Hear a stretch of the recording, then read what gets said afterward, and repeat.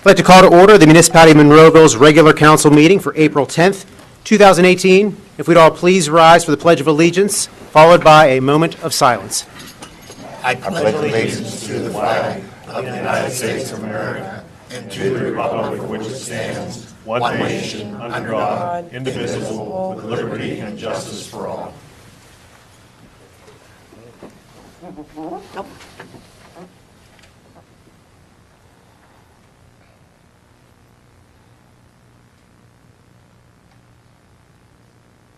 You may be seated. Roll call, Sharon, please. Mayor Grieslock, Here. Mrs. Gatos, Mr. Poach. Here. Mr. Harvey. Here. Mr. John. Here. Mr. Arcinko. Here. Mr. Duncan. Mr. Wilson. Here. Mr. Little. Here. Mr. Ratcher. Here. Ms. Rock. Here. Mr. Hugus. Here. Mr. Sedlak. Here. Mr. Weldon. Here. Mr. Mayor, may I? Linda is under the weather, and I do believe Steve is at a He's on vacation. vacation. Okay. Just so everybody knows. Thank you. Before we get into public comment on agenda items, we have three proclamations that I'd like to read into the record.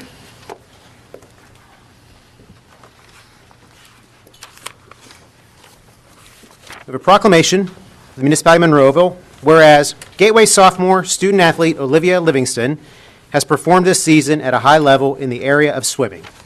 And whereas on March 2nd, 2018, at the Whitfield Championships at the University of Pittsburgh, Olivia Livingston placed first in the 50-yard freestyle while breaking her own WPIAL record with a time of 22.71 seconds.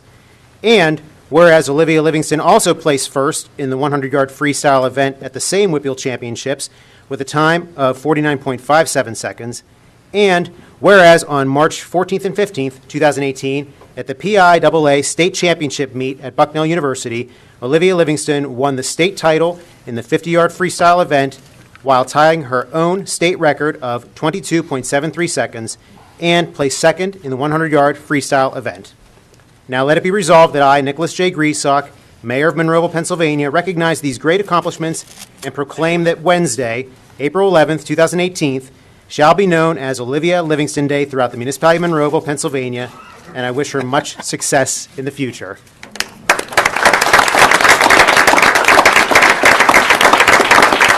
She's here with us this evening.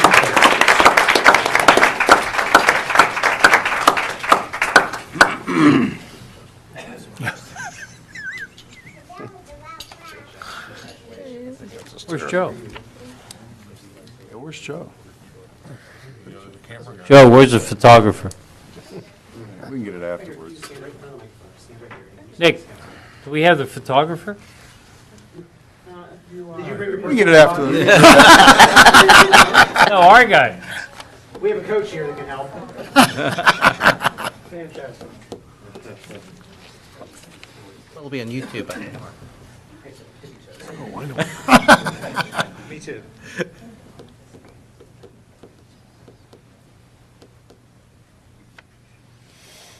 Coach, can you email that to me so we can put it on our website? Sure. My email address is on the website. Congratulations. Thank you. Well done.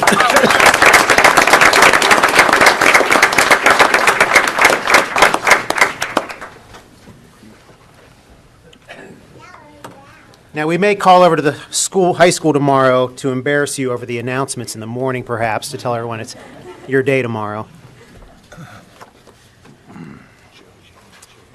We have another proclamation. A proclamation of the Honorable Dr. Nicholas J. Grieslock, Mayor of the Municipality of Monroeville, Pennsylvania, recognizing the week of April 8th through 14th as National Library Week. Whereas Pennsylvania libraries have long served as trusted and treasured institutions, and library workers and librarians fuel efforts to better their communities, campuses, and schools.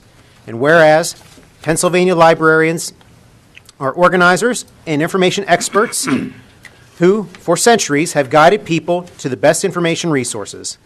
Librarians provide the expertise, services, and guidance for patrons to access credible sources and information, making their own informed decisions about the worlds they navigate. Whereas Pennsylvania librarians continue to fulfill their role in leveling the playing field for all who seek information and access to technologies, particularly as society continues to transition the way in which information is shared and explored across a digital landscape. And whereas Pennsylvania libraries and librarians offer more than books, offering opportunities for community engagement and delivering new services that more closely connect communities and their needs. Whereas Pennsylvania libraries and librarians open a world of possibilities through makerspaces and introductions to STEM programs, workforce development, nutrition and physical activity programs, life planning seminars, and instilling a sense of the power of reading and lifelong education. Whereas Pennsylvania libraries support democracy and affect social change through their commitment to providing equitable access to information for all library users regardless of race, ethnicity, creed, ability, sexual orientation, gender identity, or socioeconomic status. Whereas the Pennsylvania Library Association's PA Forward initiative provides a collective voice for libraries throughout the Commonwealth to tell their stories and build capacity for the work they do with and for their patrons. Whereas Pennsylvania libraries work to serve all community members, including people of color, immigrants, people with disabilities, and most vulnerable in our communities, offering services and educational resources that transform communities, open minds, and promote inclusion and diversity. Whereas Pennsylvania libraries, librarians, library workers, and supporters across America are celebrating National Library Week, which is celebrating its 60th year in 2018. Now, therefore, be it resolved that I, Nicholas J. Griesbach, Mayor of Monroeville, proclaim National Library Week, April 8th through the 14th, 2018. Residents are encouraged to visit their local libraries this week and beyond, exploring all that libraries have to offer. Remember, literacy is power. Libraries provide the fuel to move Pennsylvania forward. Are there representatives from the library here tonight? Okay, very good.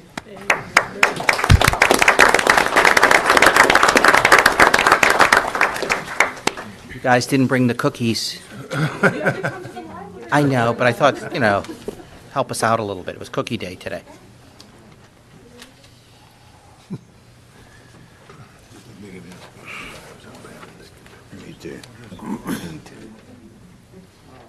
Yeah, we took that. That's an agreement that they sent to me about 3 months ago that I will sign. It's about 40 pages long. Eric is our liaison. Charlie Jordan got it whittled down. It's basically a boilerplate agreement that we have within this one. Still on your computer. No, we haven't. No, I had Bob look at it. Bob's okay.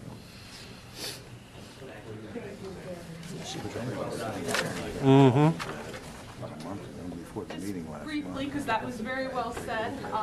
I'm Pamela Bodziak, I'm the Assistant Director. This is Debbie Izak, our Board President. Just thank you on behalf of our Executive Director, Nicole Henline, our staff, our board, our volunteers, our community partners. We really appreciate the Council's support in understanding the role that libraries play in the community. And please come down. We have a lot of fun stuff happening this week. Thank you. Thank you. And cookies. And cookies, yes.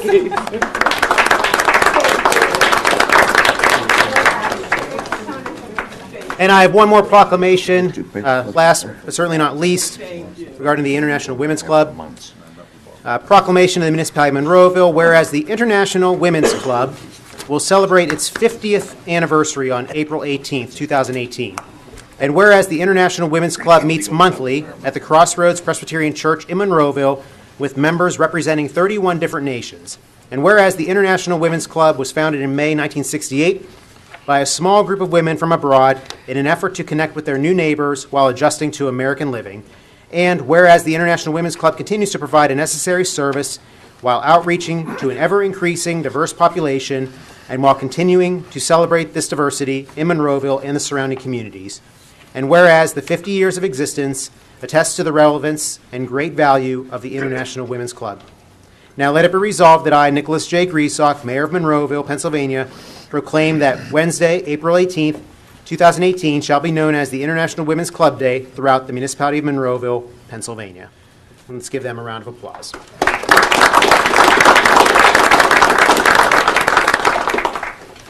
And these are the great, this is the nice part of the job here, the things that I get to celebrate here in Monroeville. So congratulations again to Olivia and her hard work and accomplishments, and to the library, always providing great service here to our residents, and to the International Women's Club that they meet, like I said, every month. They have about 130 members or so, and they've been going strong for a while. So a lot of three great high points of our community. So thank you very much. Let's give them all a round of applause one more time, please.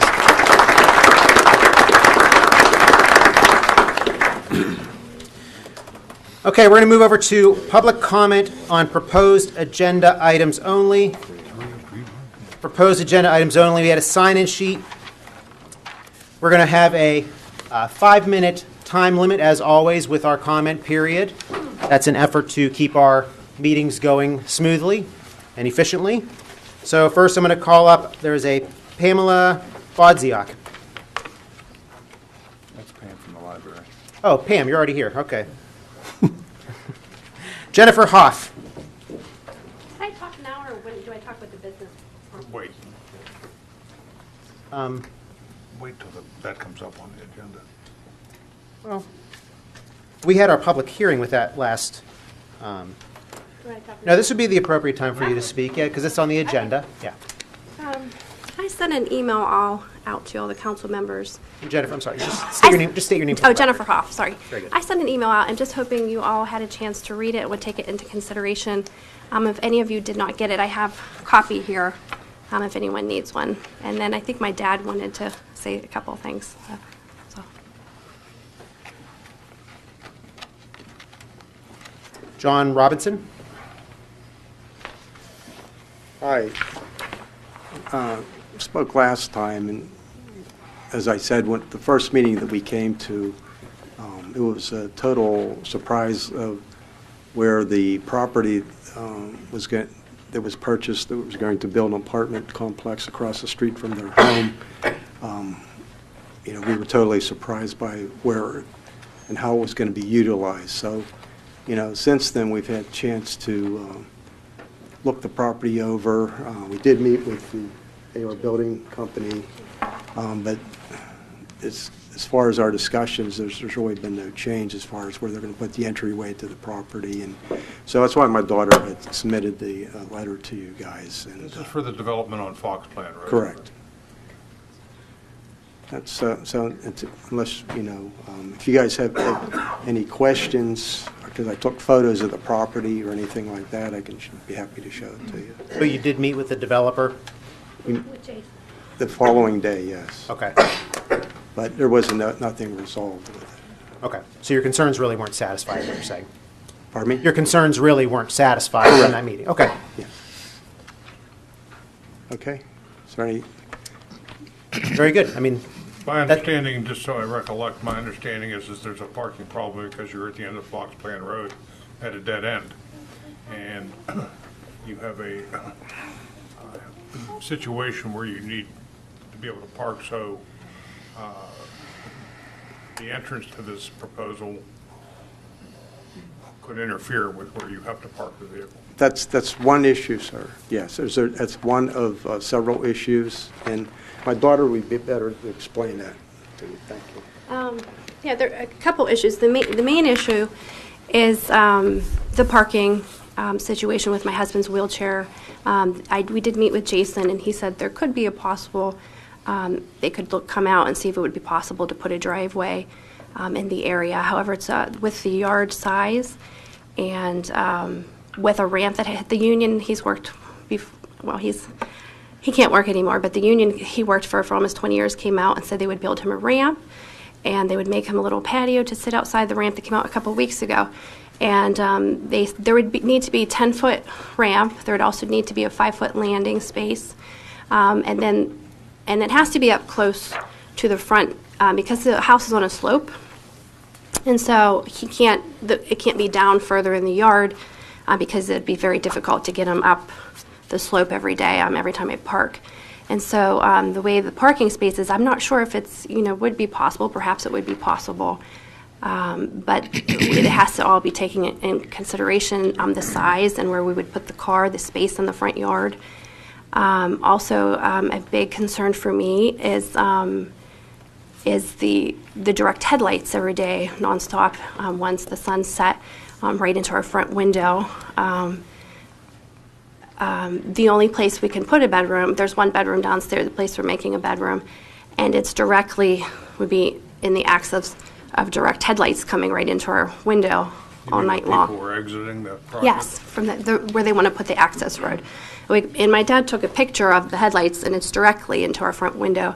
And the way the bedroom is shaped, it actually used to be a garage that my grandparents 30, 40 years ago turned into a family room. And so that will be our bedroom because he can't get up the steps.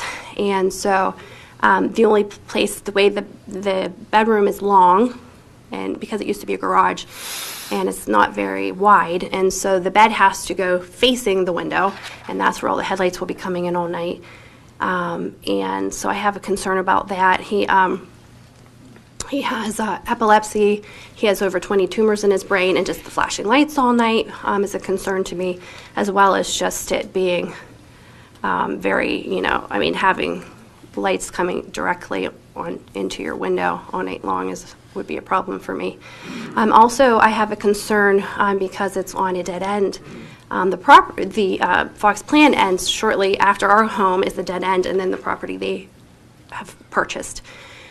So what happens at the end of the hill, the property now, there's a driveway, and I would say 95% of the people who go down to the bottom of the hill pull into the driveway to turn back up on the dead end. So once that area is demolished and there's no longer a home or a driveway, people will no longer be able to turn around there, and I have a feeling they will be backing up a little into our yard, and our yard will become a public turnabout. And I did talk to Jason about that, my concern with that also, and he said, well, that's the municipal's road, and they would have to make a turnabout. They would not do that because theirs is private land, and they wouldn't have public cars going onto their private land to turn around. So those are a couple. Who turns around on there? Anybody goes past, anybody There's a goes lot down of the road. people. Oh, just people going the wrong way? Yeah, exactly. And it ends in a dead end. It's been like that since I was a little girl. My grandma lived there. And everyone goes past the house, oh, it's a dead end, and they pull into the person's driveway. And it's only a 20-foot wide road. It's small.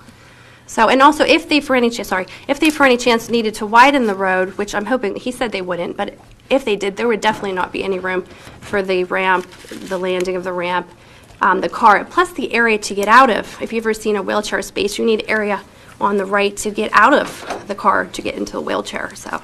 Okay. Well, your concerns are definitely well taken, and they will definitely be taken into consideration. But just so you know that what this council will be considering this evening is the rezoning I of that, or the understand. downzoning of that property. I understand. And all those items you bring up are site plan issues. But certainly, your comments and concerns are on the record, and Thank you.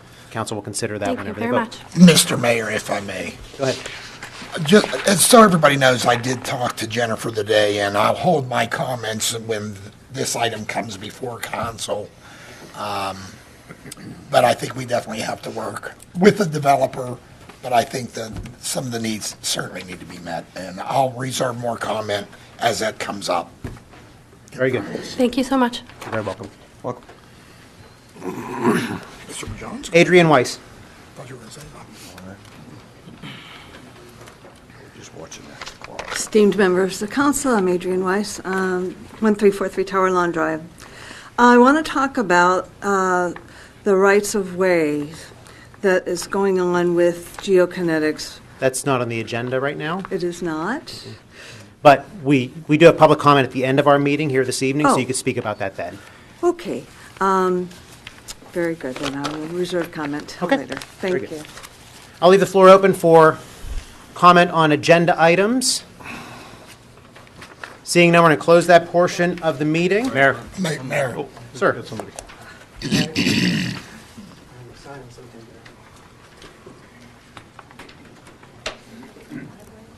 you could just state your name for the record and that Edwin Maddock III. you're a Monroeville resident. I am a Monroeville resident. I live on Lilac. And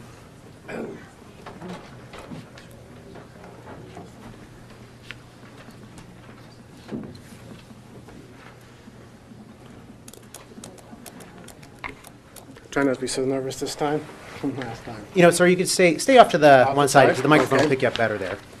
So, I'm kind of was asked to talk with our neighbors about the project going on with the Penn Monroe.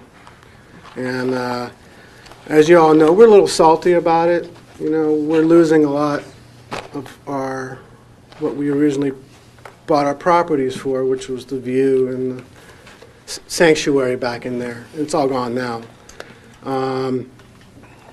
So we watched the meeting last week and heard that they wanted to backfill all through the night. You know, and Mr. Wilson was very nice to talk to me about it, and we all kind of got together and said, you know, if they can do it from 7 to 11 maybe, and not from 7 to 4:30 in the morning.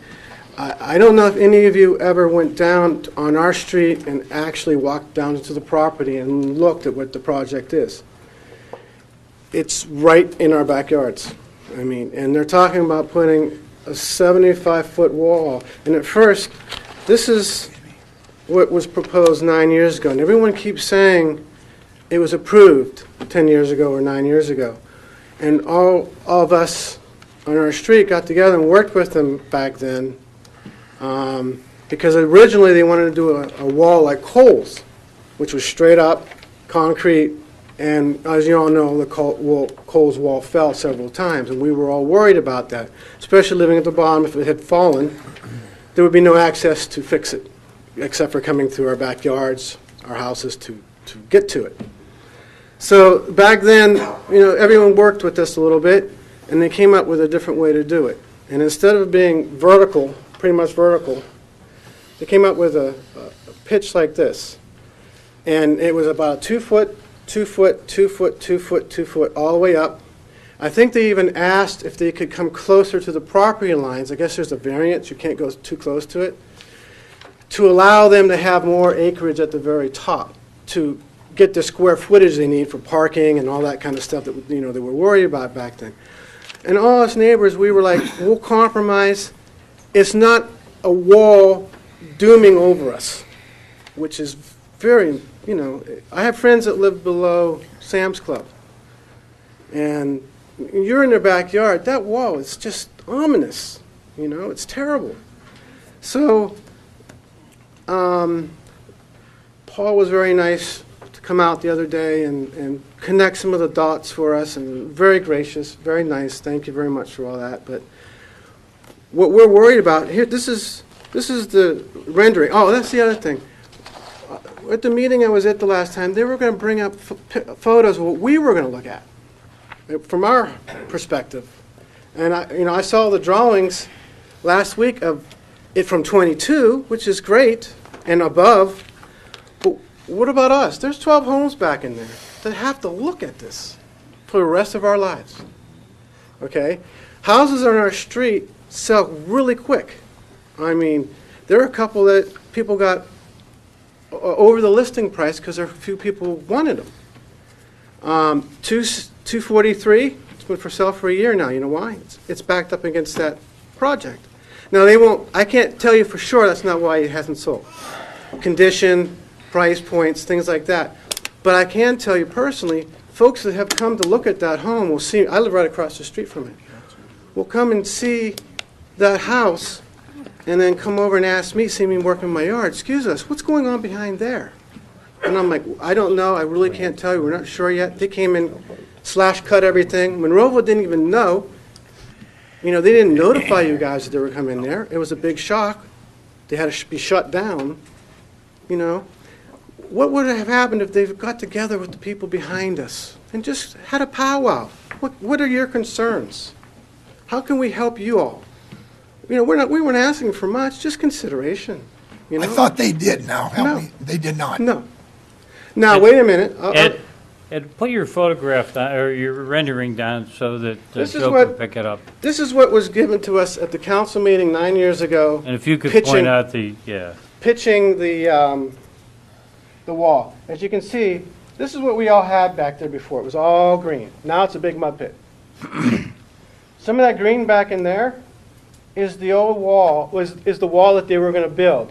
Now, on this wall, every tier was going to have shrubs, maybe a couple of trees. In 10 years, they said, it'll look like the woods. It'd be better than you had. It'd be quieter, all that. So now they're going to do a straight up and down wall. I've seen those walls out west in landfills and things. I mean, they are green, and they're fine when you're far away from them. But when they're in your backyard, I mean, it's just like, oh, you're kidding me, So that was our main concern. This is the hotel right here that they were proposing back then. Now, I'll show you. Well, when were these renderings made? This meeting apparently was 7/9/2008 is the photo. This is what we got. That's the proposed correct. This is what we hotel got. at that point. Correct. Right. This is what they handed, the developer back then handed us all when we walked through, for the meeting. Here are our homes. Well, this is the developer from 9 years ago. Correct. Well, we're going to be considering this evening the development that's in front of us. Right, which has been changed. Everyone keeps saying. But they did have a a site plan presentation and a public hearing about their current site. And when we came, it was posted on our street. Pardon me one moment. Yeah. Excuse me. They're still working off that 08 permit. Yeah, right now. But the item that you are voting on this evening is for the I current understand site that, plan. but the developer is working off the 08 permit. Am I correct? The 2009 permit. 2009, Yes. I'm sorry. Yes, he is. Does that matter? And This one's.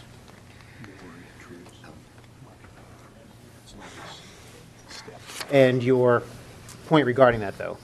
Sorry? Explain more as far as. Well, they don't have a current permit for what they're planning to do, what the project is today. They have what the project was for back in '09. They don't have a permit for the current project. Mr. Hugus, is that true? Yeah, if you clarify this, Let's Mr. clarify a few Hugus, things. please. They're working off the 2009 permit. Right. If they don't get approval tonight, they're still going to build what was approved in 2009. And with all due respect, in 2009, that was the same type of wall that was approved. It was not a tiered wall as you spoke. Well, you can see the rendering right here. You see these lines? I understand it, but the wall that was approved is the same wall they're building now. Okay. It's just a Did it steeper get wall. changed up back then? It was a steeper wall now. It's a steeper wall now. It's a steeper wall now. That's what I'm saying. But what I'm saying, though, is that if they continue to build, if they don't get approval tonight, they're going to continue to build off the 2009 approval, That's which is fine. the same kind of We don't have a wall. problem with the 2009 wall. That was 2 feet, 2 feet, 2 feet. That's When not you're- what was approved. You don't understand what I'm saying. Okay, That is okay, not what sorry. was approved. I got you. What was approved was a one-to-one slope, the same engineered fill slope that they're building. This time they're building it's a little steeper. Before it's a one-to-one slope. So if they can continue to work with a 2009 approval. They've posted their developer's bond. They have approval to do so. Right. It's approved as a hotel. Is that hotel? They would have to build the hotel site instead of the retail center. Mr. Maddock, we understand where you're I'm standing. not- We I'm understand not- your stance at this I'm point. not, I want development in Monroeville. I'm not against it. I'm not saying, please don't come to Monroeville and help. But we're here, we're already invested in Monroeville too. You know what I mean? We bought our houses back. I own 250 and I also own 241, which is the first house that butts up against all this. Very good. Now, we're at your limit here, but All right, sir. Thank we you. understand your stance very clearly. Thank you very much. I'll leave the floor open for agenda items only.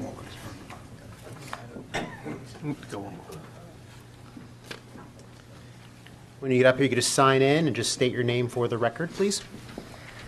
Tracy Maddock, also of Lilac Drive. I just want to echo what he just said, specifically about the request for the extended work hours. Please don't. Like, it's already loud. It's 7 p.m. It's late enough. I think I have not heard any of our neighbors say, we would love to hear dump trucks up past our children's bedtime. It's too loud. And as we've been talking about, at the foot of this hill, I don't want to call it a hill, I mean, it's not a hill, but at the foot of this wall, every time we come to these meetings, we say, like, can somebody tell us there's going to be appropriate landscaping, appropriate trees? And everyone says, yes, of course there will be. But nobody's actually, like, talked to any of us or shown us any kind of plan in writing. You can see, Yeah, on Thursday that question did come up on a week ago today, our work session. right, we saw that on TV, but it's Okay. just like sort of a verbal, yes, there will be trees. And of course, last time it was a verbal of, it'll be a nice tiered wall, don't worry about it, it's all good. And now 10 years later, like, that's not what we said, that's not what was approved.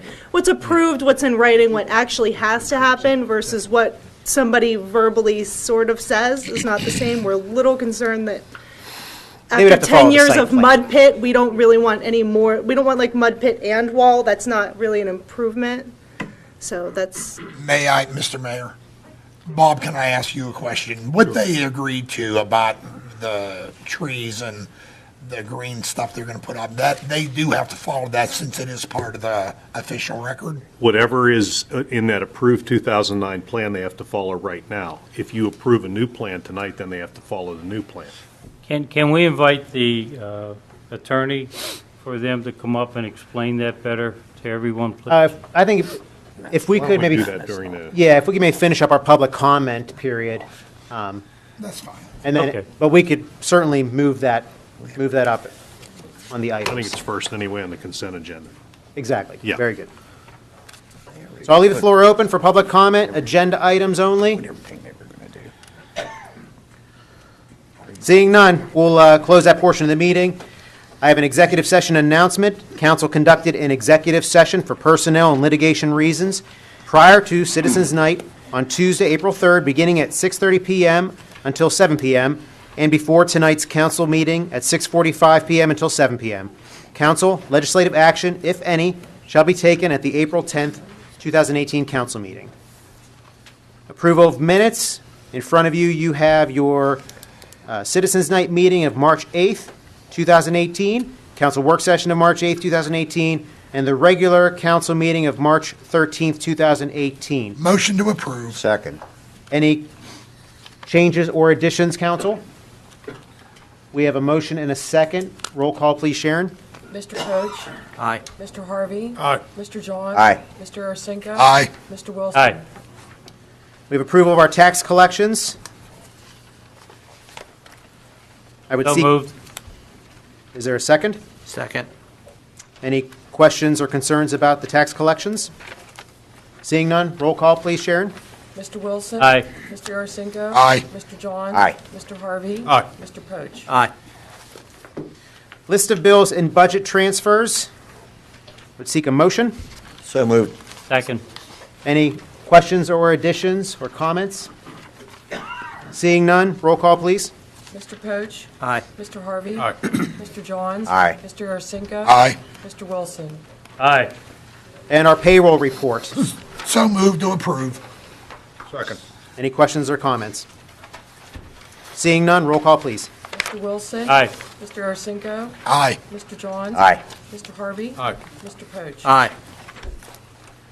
Moving over to our vacancies on boards, commissions, and authorities.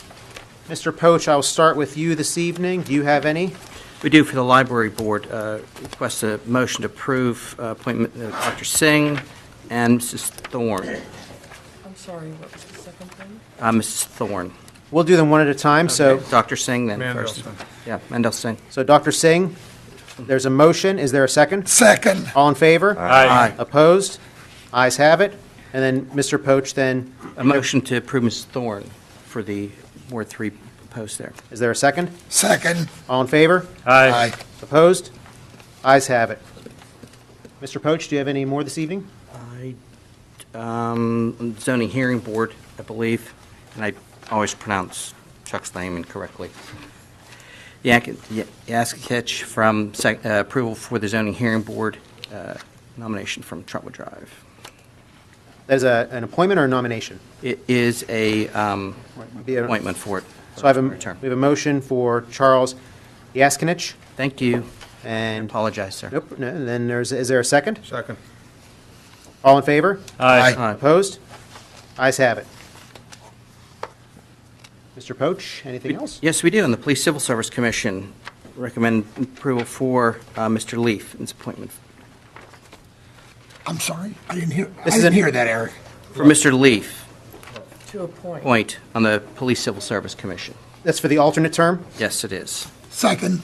All in favor? Aye. Opposed? Ayes have it. Anything else? That'll be enough. Okay. Mr. Harvey? None. Mr. Johns? Nothing, sir. Mr. Arcinko? Thank you, Eric, for appointing Mr. Singh to my ward. I appreciate it. Well, we spoke to Nothing him else. before, yeah. He was on a roll. I was on a roll. I see that. Indeed. I'm good, no more. Thank you. Keep Oh, up no, the no, good one work, other Gary. thing. I'm still looking for a person for the Recreation and Parks Advisory Board from the 5th Ward. So please, if anybody's interested, send your name in to Tim. Yes, and along those lines, there's also a seat for the Park and Recreation Advisory Board for the 1st Ward, for Mrs. Gatos's ward as well. So please, any interest, please send them into Mr. Little. And then, Mr. Wilson, you didn't have anything? I do. Oh, you do? Human Needs and Resources Advisory Board, Leslie Bash. Second. And that's an appointment? Yes. And there's a second? Yes. All in favor? Aye. Opposed? Ayes have it. Anything else, Mr. Wilson? That's all. Thank you. Moving over to our bids and proposals, we have our 2018 commodity bids. We spoke about these at length a week ago at our agenda-setting meeting. Motion to approve. Second. And I'm sorry, any questions or comments? Seeing none? Just one. Mr. Harvey? Director of Public Works has no problem with these prices, or are the people supplying these? I'm asking. No, not at all, no. Okay. Very good. Any other questions or? Fix your microphone, we're having a hard time here. No, not at all, Joe. Any other questions or comments?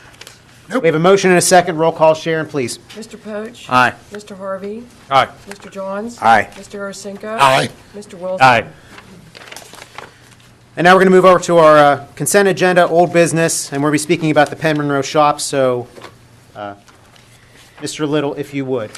Yeah, this is the Zokaitis Properties, Penn Monroe Shops. Applicants requesting a conditional use approval pursuant to Section 401.8 of the Monroeville zoning ordinance, number 1443, as amended to permit a cut-and-fill operation totaling approximately 152,000 cubic yards of earth. The property is located at 3985 William Penn Highway in the C2 Business Commercial District. We had a public hearing on this where testimony was given, and Planning Commission has recommended approval.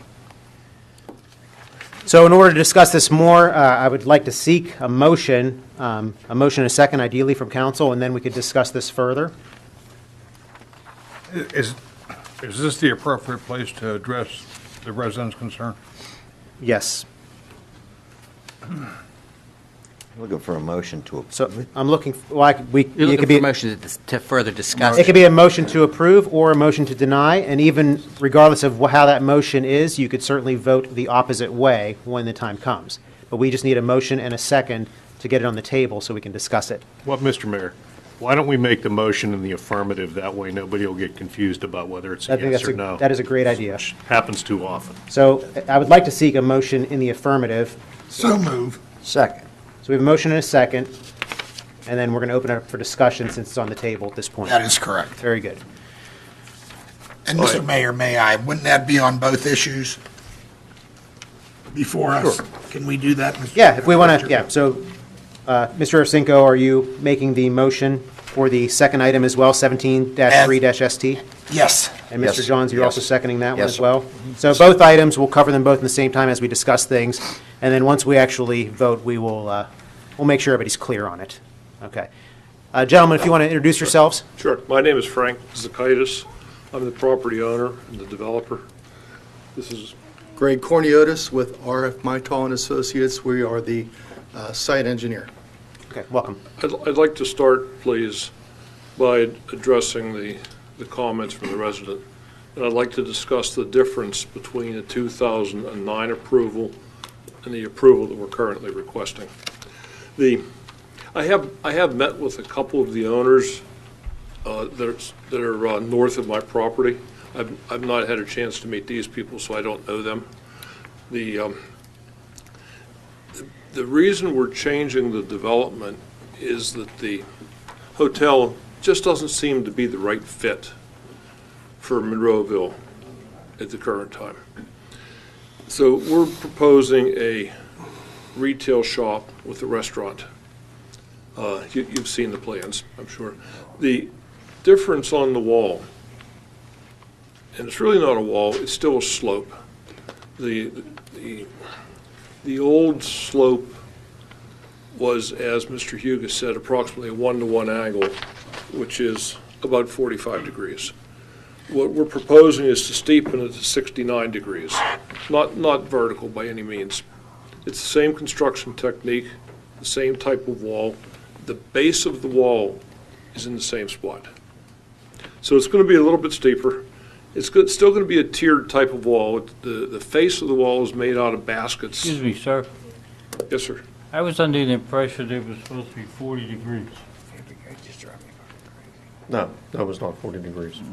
How many times was I told 40 degrees? No, it was 0.4 to 1. That's not 40 degrees. Somebody said 40 degrees to me. No, it's 0.4 to 1, which is steeper than 40 degrees, Tom.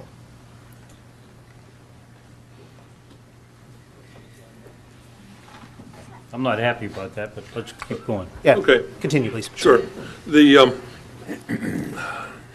face of the wall will be made out of reinforced baskets approximately 18 inches high, a whole series of stepped baskets.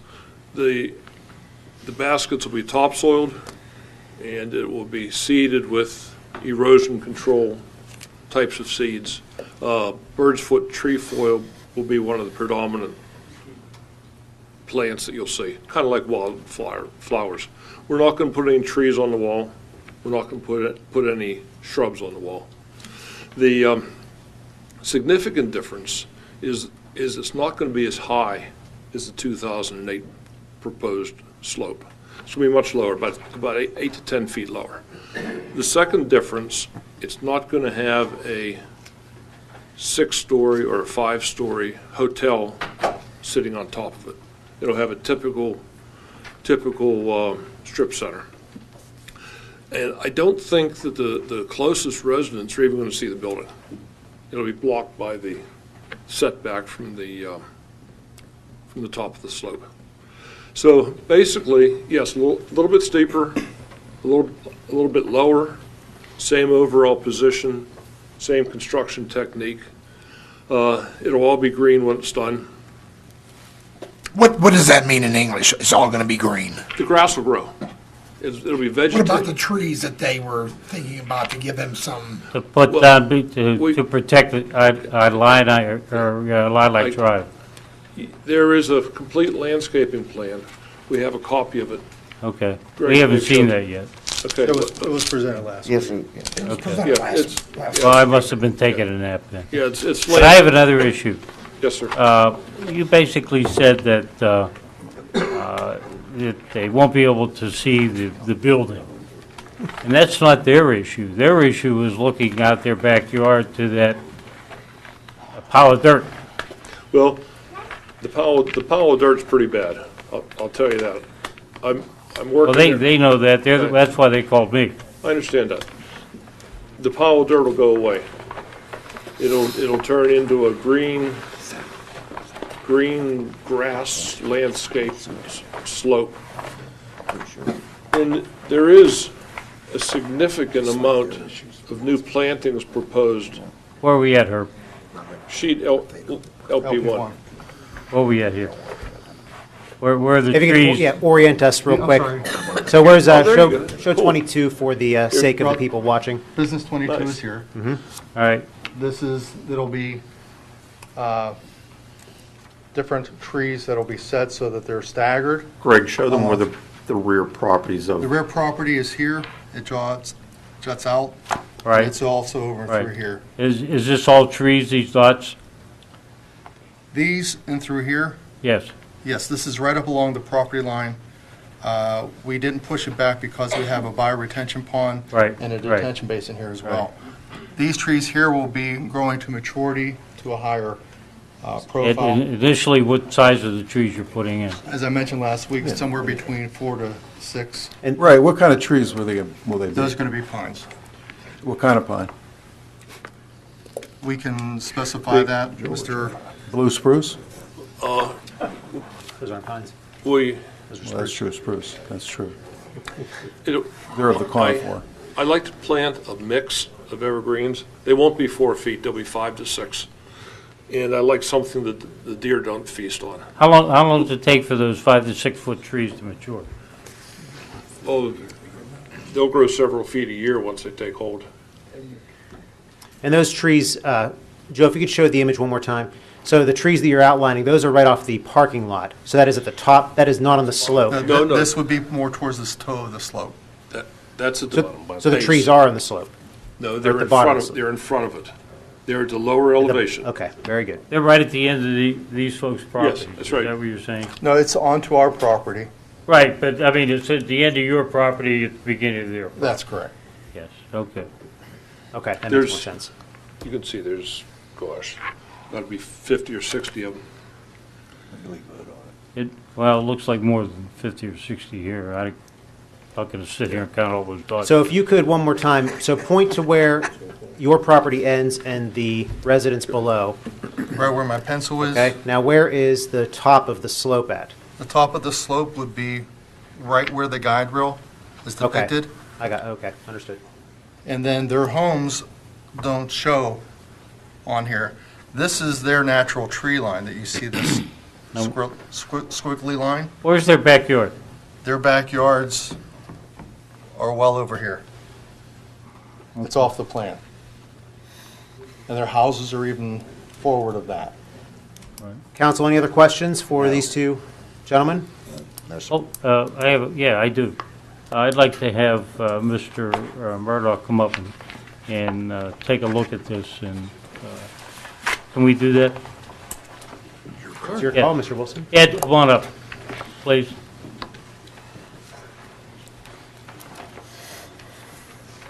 Hey, Frank, we did meet once. I don't remember, I'm sorry. That's okay. I was with- Yeah, I was with and Dawn. Joe, can you still? Okay, yeah, we did, yes. Okay. I Thank remember you, that. Joe. So, you know we all have the vacant lots behind our houses back here. I'm not familiar. Yeah. I just know the houses are pretty far. Okay, those are the houses, but back in the 50s, because there was talk of developments, the owners of those homes, the first 5 homes here, had the opportunity to buy the vacant lots behind them to keep things a buffer zone.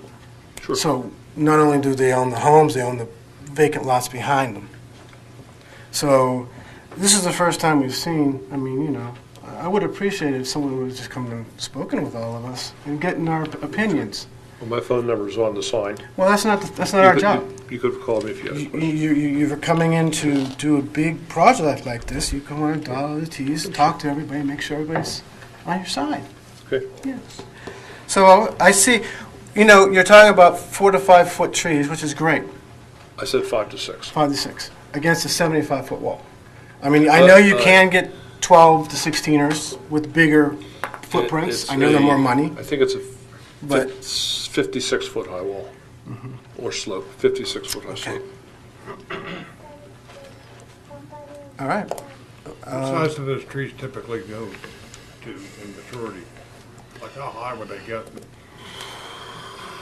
It would depend on the I mean, species. even approximately. So you 40 guys, feet, 50 Oh, feet. okay.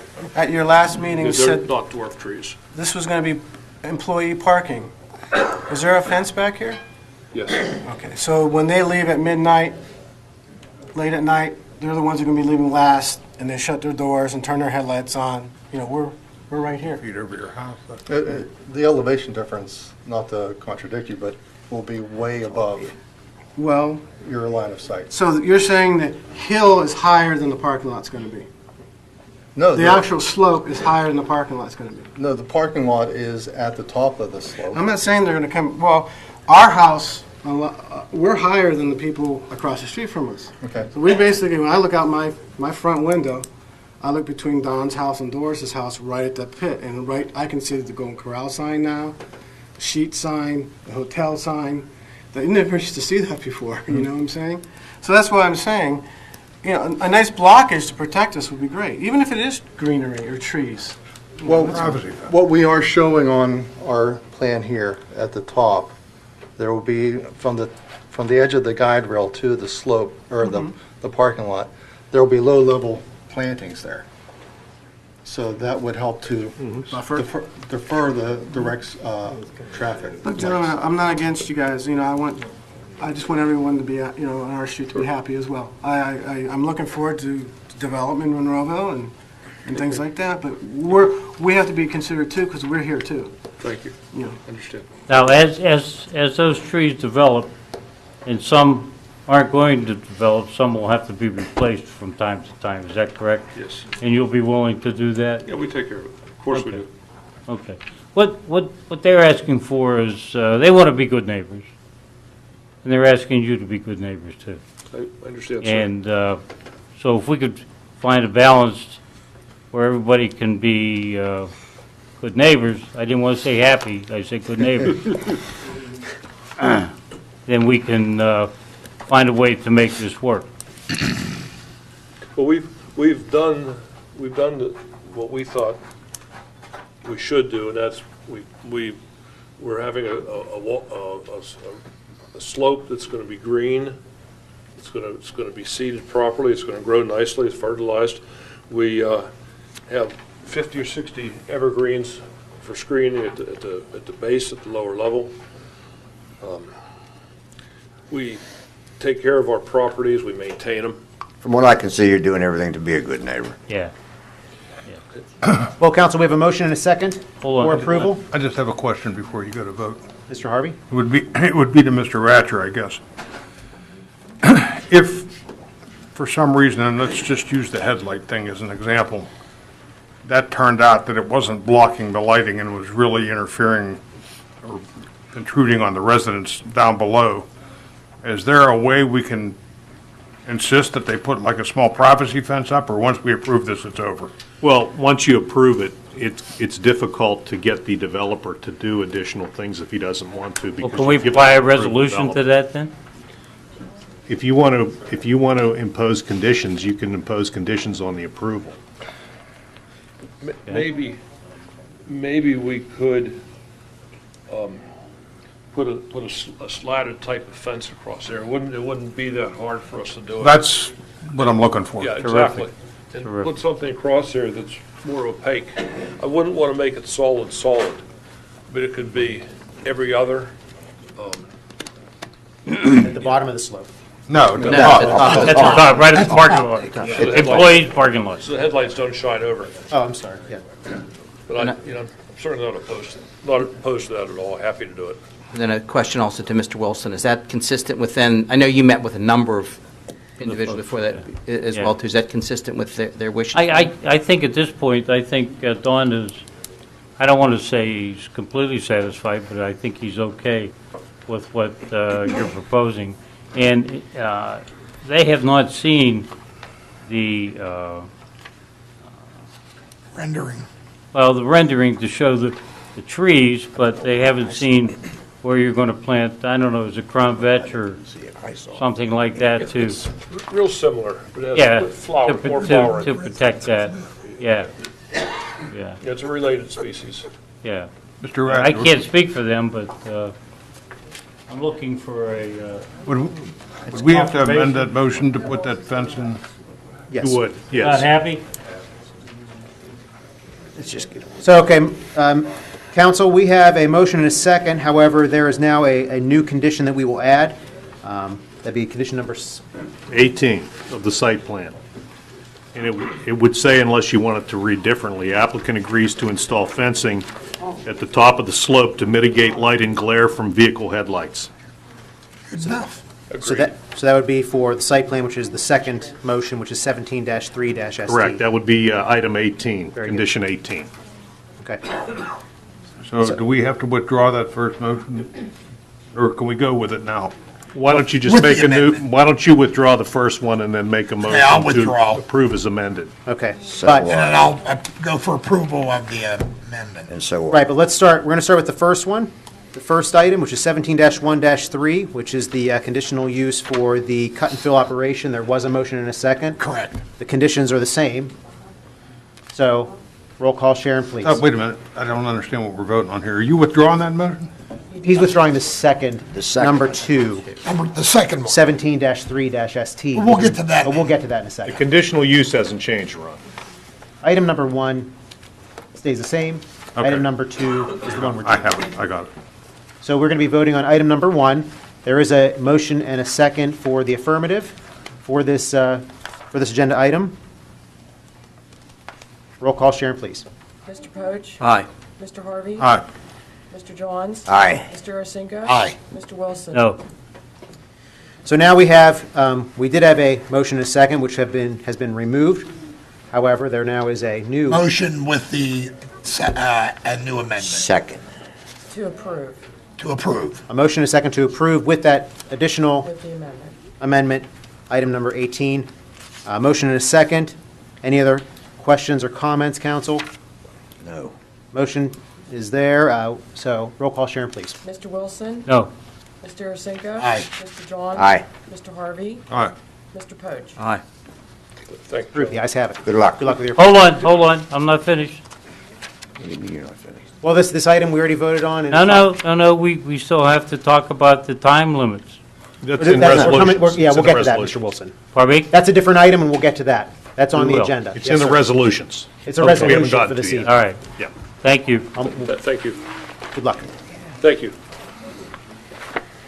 Moving over to new business. Mr. Little. Okay, FM&H Associates LLC, otherwise known as Monroeville Dodge. Applicant is requesting site plan approval to construct a gravel surface inventory storage lot associated with Dodge and Chrysler Jeep dealerships. Property is located behind 3651 William Penn Highway, parcel ID 638J310 in the C2 Business Commercial District. The Planning Motion to Commission approve. has recommend approval. There's a motion to approve. Second. Motion is second. Questions or comments? And just so everyone knows, we did speak about this at length at our council work session a week ago. Roll call, Sharon, please. Mr. Poach? Aye. Mr. Harvey? Aye. Mr. Johns? Aye. Mr. Arcinigo? Aye. Mr. Wilson? Aye. The ayes have it. Mr. Little. Okay, this is Geraldine Patterson, Stepping Stones Daycare. Applicant is requesting conditional use approval to operate a child care facility pursuant to the Monroeville zoning ordinance number 1443 as amended, section 401.9. Property is located at 2550 Monroeville Boulevard in the C2 Business Commercial District. Planning Commission has recommended approval. Motion to approve. Second. Questions or comments? Roll call, Sharon, please. Mr. Wilson? Aye. Mr. Arcinigo? Aye. Mr. Johns? Aye. Mr. Harvey? Aye. Mr. Poach? Aye. The ayes have it. Good luck. Good luck.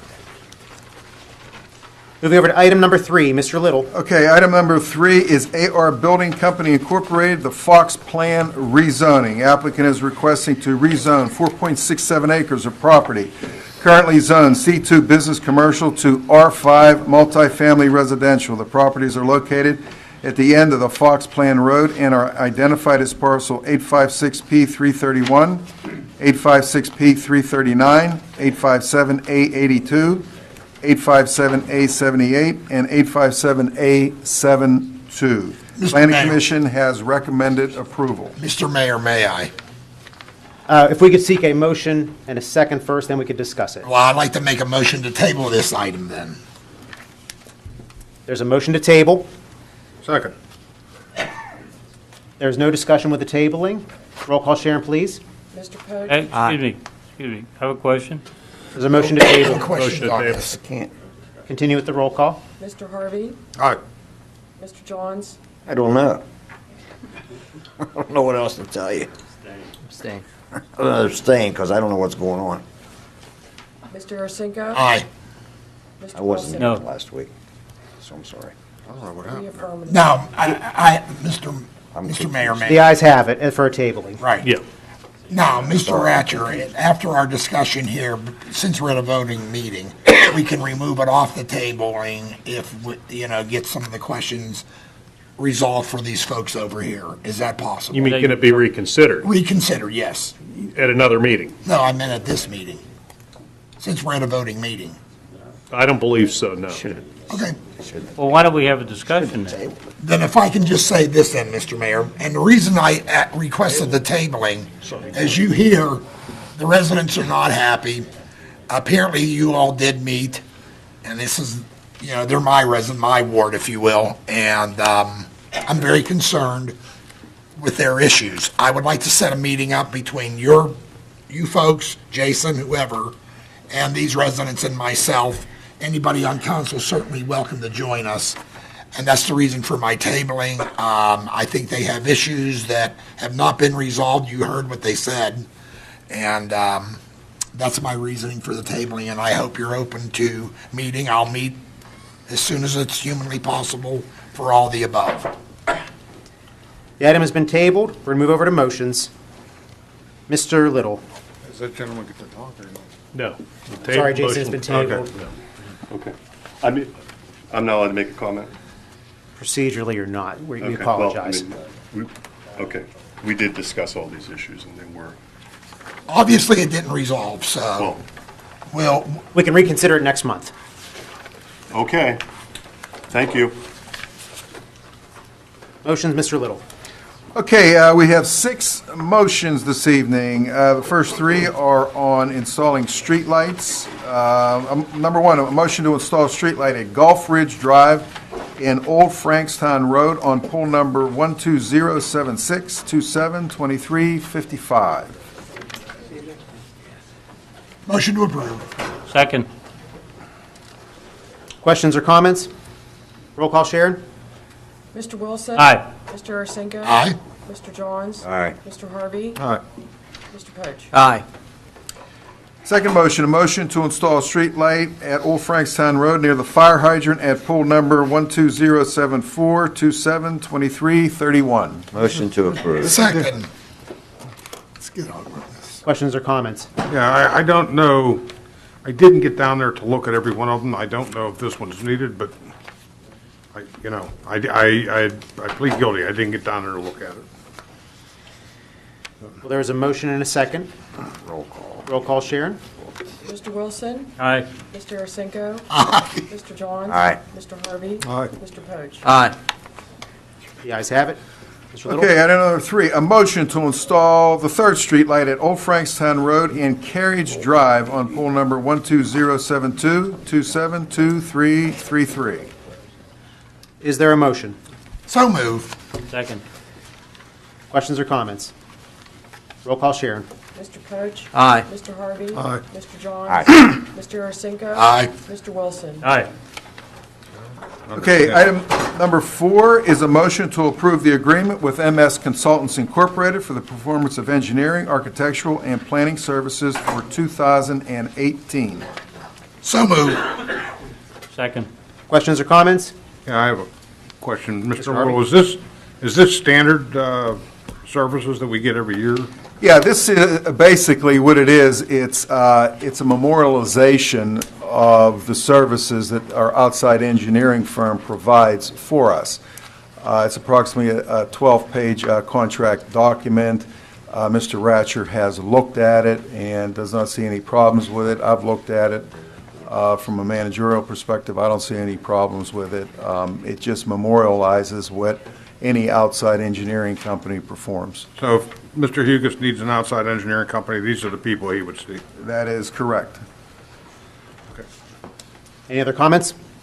There's a motion and a second. Roll call, Sharon. Mr. Wilson? Aye. Mr. Arsenko? Aye. Mr. Johns? Aye. Mr. Harvey? Aye. Mr. Poach? Aye. The ayes have it.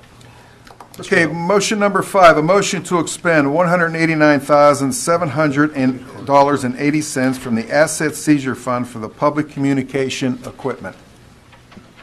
So Motion moved. to approve. Second. We have a motion and a second.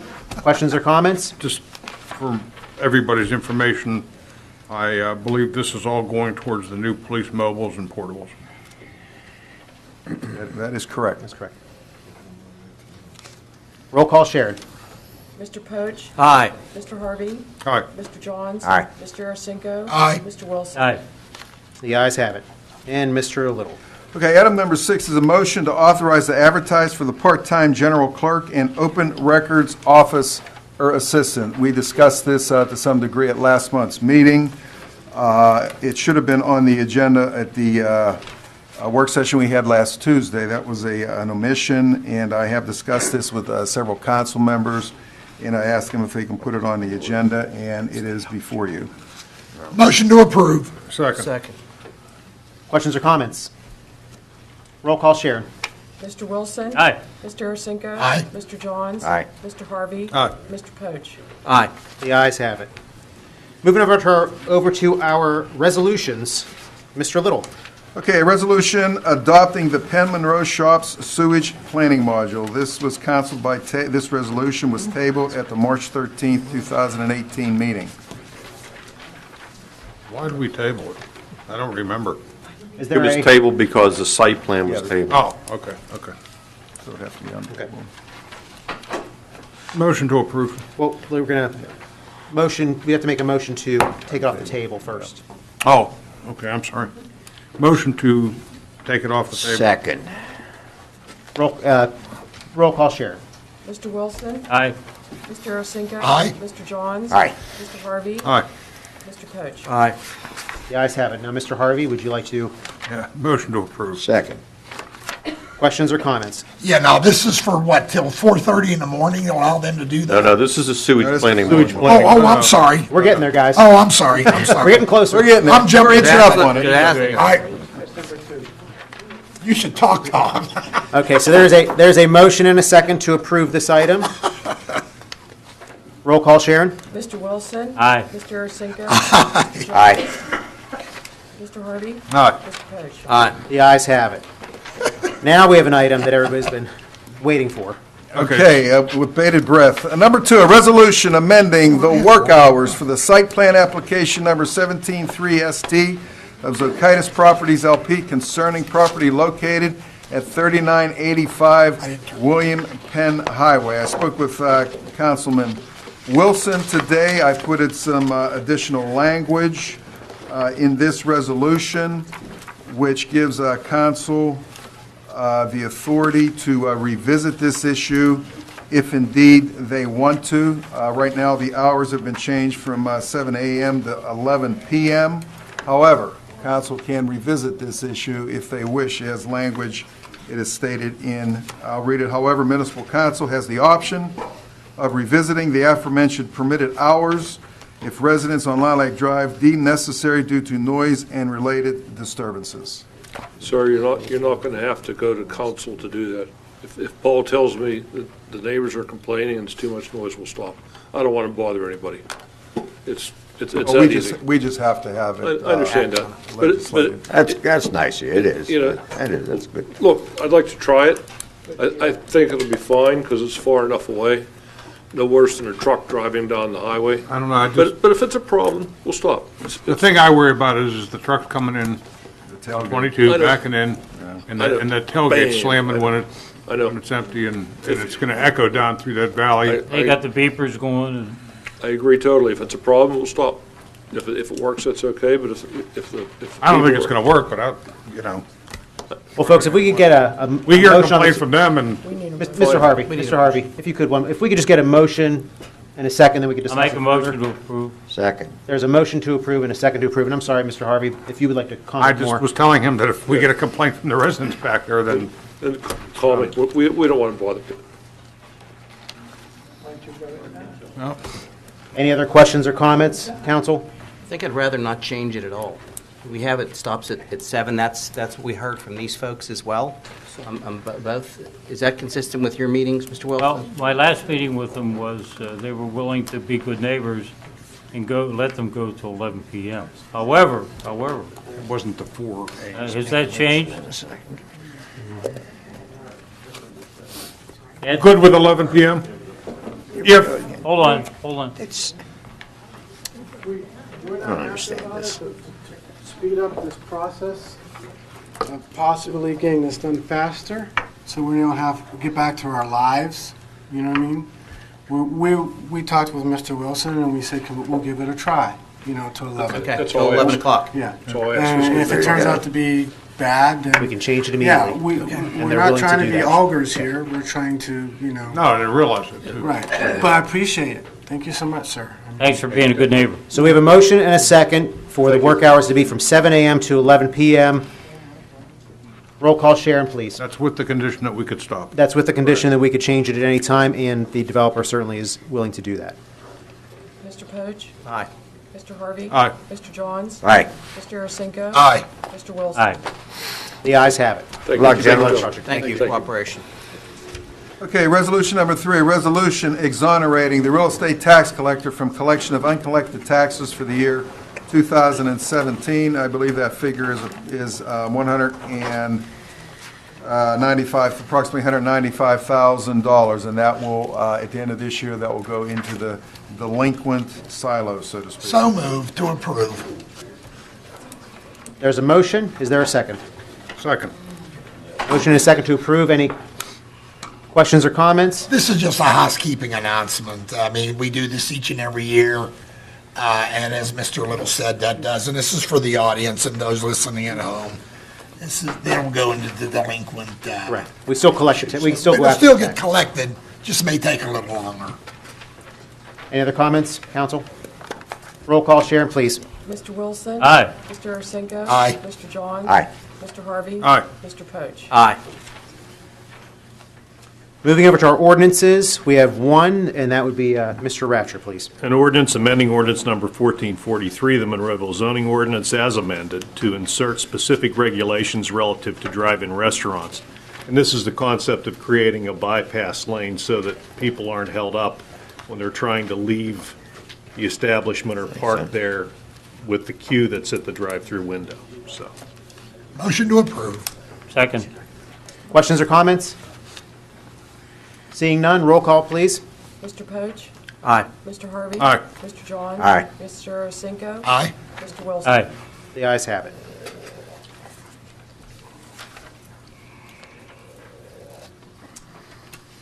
And we're going to go over to our reports of municipal staff. Mr. Ratcher, anything else to add this evening? No report. Okay. Mr. Little.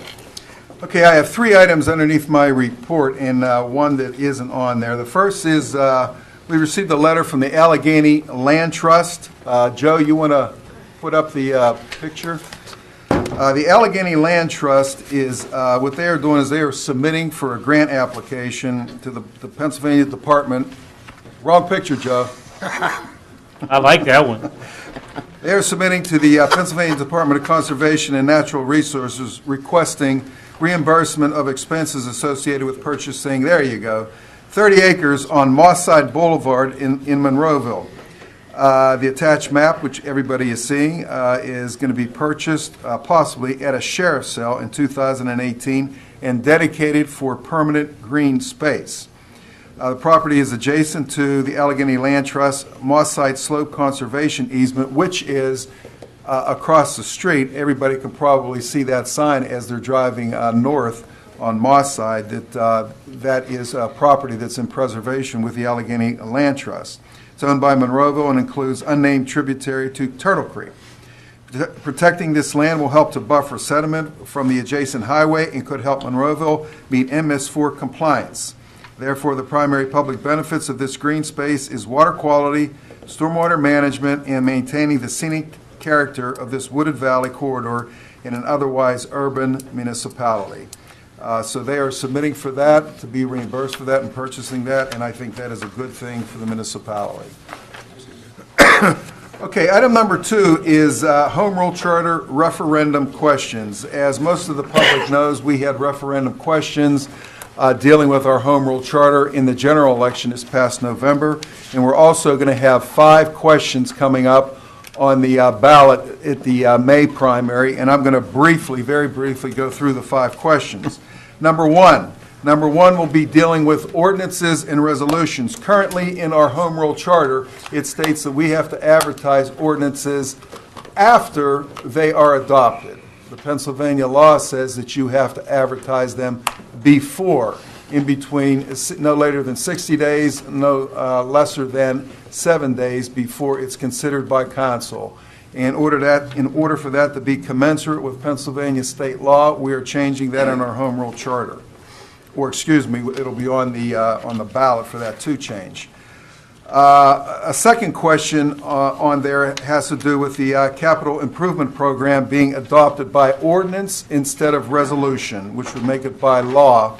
That nothing can be changed in there unless it would be repealed or amended, and that would have to be advertised in the fashion that the Home Rule Charter Committee and Council wishes. Also, item dealing with the definition of capital equipment and also changing the terminology from the growth to orderly in the Home Rule Charter, because the municipality is built out virtually, and we're looking at the growth management, or excuse me, of the orderly management of the municipality. Okay, question number 2 has to do with changing the fiscal year. The municipality cannot change the fiscal year that we have. We're on the calendar year, and we can't change it. It states in the Home Rule Charter that we can. We cannot. That is up to Harrisburg, the legislation. The second part of the question is the charter shall be amended, eliminating elected auditors. We have had a CPA firm doing our audit for decades in the municipality. Elected auditors probably went out. I don't know when they went out, but elected auditors probably went out of the municipality probably at least 35 years ago. So that is going to be put on for referendum also. Also, some nomenclature, some terminology, changing data processing to electronic, the word machine to electronic, and machines to equipment. Also, I mentioned about the orderly growth, changing orderly growth to orderly management. Also, deleting the requirement that capital equipment must have a useful life of more than 2 years. There's a lot of capital equipment that is depreciated in less than 2 years. A good example, computers, servers, things of that nature. They do not necessarily have to have a lifespan of more than 2 years, and that should be deleted. Question number 3 has to deal with personnel. Basically, promoting employees on the basis demonstrated for performance and suitability for greater responsibilities, and also retaining employees on the basis of adequacy of their performance, correcting inadequate performance, and terminating employees for inadequate performance pursuant to personnel policy. That is being proposed to change language that is in the Home Rule Charter currently. Question number 4 has to do with boards, commissions, and authorities, and there's two parts to that question. This has to do with, as I said, boards, commissions, and authority. This does not have to do with the elected council people up here. This has to do with, for instance, the Park and Recreation Board. This has to do with the municipal authority or any other boards or commissions that we have, that we do not have to advertise for them in a newspaper, which is extremely expensive, and that we can just put it on the website and put it on the Facebook page, which most people would get the word out that we are looking for people on those boards and commissions and authorities. As this council was just mentioning about a half an hour ago, Councilman Arasinko was talking about how we need a person on the Park and Recreation Board. The Home Rule Charter states that we have to advertise those in a newspaper. We believe, or the Home Rule Charter Committee believes, and the council believes, that that is somewhat antiquated in these days, and it's just an added expense. So if we could just put that on the website and Facebook page. Also, there is that reducing the Park and Recreation Board from 11 to 8 members. All right, because 11 members gets a little bit unwieldy. The last question, number 5, has to do with the Civil Service Commission. And just to explain what the Civil Service Commission is, the Civil Service Commission recommends a criteria for hiring and testing for civil service employees. The only civil service employees we have are police officers. It conducts the testing, and it has hearings for any kind of reprimands and firing of civil service employees, which would be police officers. To give you a little bit of background on that, a grievance was filed in 2005 by the police union, and the reason why they filed the grievance in 2005 was that the Home Rule Charter still states that the municipal manager, me in this case, is the Civil Service Commission. And under the Borough Code, which is statewide, there is a Civil Service Commission. The municipal manager is not the Civil Service Commission. So that went to court. The courts said that we had to follow the Borough Code, and we have been doing that ever since, I believe it was 2006, when this went to the Court of Common Pleas. It's just that it hasn't been changed in the Home Rule Charter, and it should be. So that also will be on the referendum. So those are the 5 questions that will be on the referendum for this May. These questions will be on the website tomorrow, and also when you go to the polls, there will be an explanation as distilled as possible, as explaining it in layperson's terms of each question, because sometimes it can get complicated on answering these questions, what they're about. If anybody wants to call me about the questions, I'll answer your question as best I can, to the best of my ability, or if Mr. Ratcher could help out. And so if anybody has any questions on that, please give me a call. I have one item that is not on the agenda, and... Excuse me, Mr. Little. The last time that we had items on the ballots for revision from the whole Home Rule Charter, the folks didn't feel that they had enough information about how to proceed with their voting for the items. So is there a way we can make it more public rather than just putting it up at the polls, or something like that? Perhaps put it in the Times Express or something like that. Yes, we plan on doing that. Okay, great. Thank you. Okay, the last item is that we had, as everybody knows, we had Geokinetics do some seismic testing here in... I'll get to that. I'll get to that later. Did some seismic testing in Monroeville. They finished on Friday. However, there were some geophones missing, 9 to be exact. However, I found out late yesterday that 6 of the geophones on Rosecrest Drive have been recovered. So we don't have to worry about geophones, 6 geophones on Rosecrest Drive. This is on our website and is also on our Facebook page. The 3 geophones were at this location. That doesn't mean where the location is, that the property owner took them. We're not suggesting that at all. 136 Mount Vernon Drive was missing from there.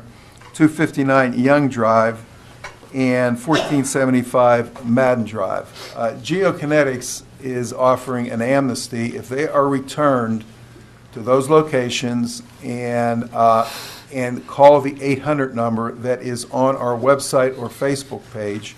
If they call that number after they're returned there'll be no questions asked until this Monday. If not, then if they're not returned, then they'll be filing a police report. Okay? And the last item, summer employees. We have applications for summer employees for a lot of clerical positions. We do not have as many as we usually get for public works. So just announcing that we need some applications. We have 24 positions that are open for summer employees, and they're decent paying, $10 an hour, and they're good jobs. So we're looking, we don't need any more clerical, we need more for the Public Works Department to help cut grass, do painting in the parks and things of that nature. Okay, and that concludes my report unless anybody has any questions for me. Mr. Hugus. I gave my time to Tim. Very good, very gracious. I have no... Very gracious of you. Ms. Rock? I have nothing. Did you do the same? Okay, very good.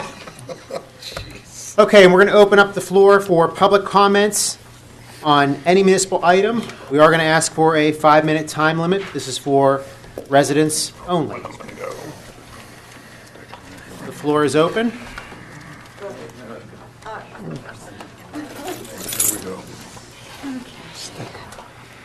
Adrienne Weiss, 1343 Tower Lawn Drive. So I understand about geokinetics putting in these devices, even though Mr. Mangini has said they're not going to frack in Monroeville at all, which goes to my mind, why would you go to the expense of doing seismic testing if you had absolutely no plans to do fracking?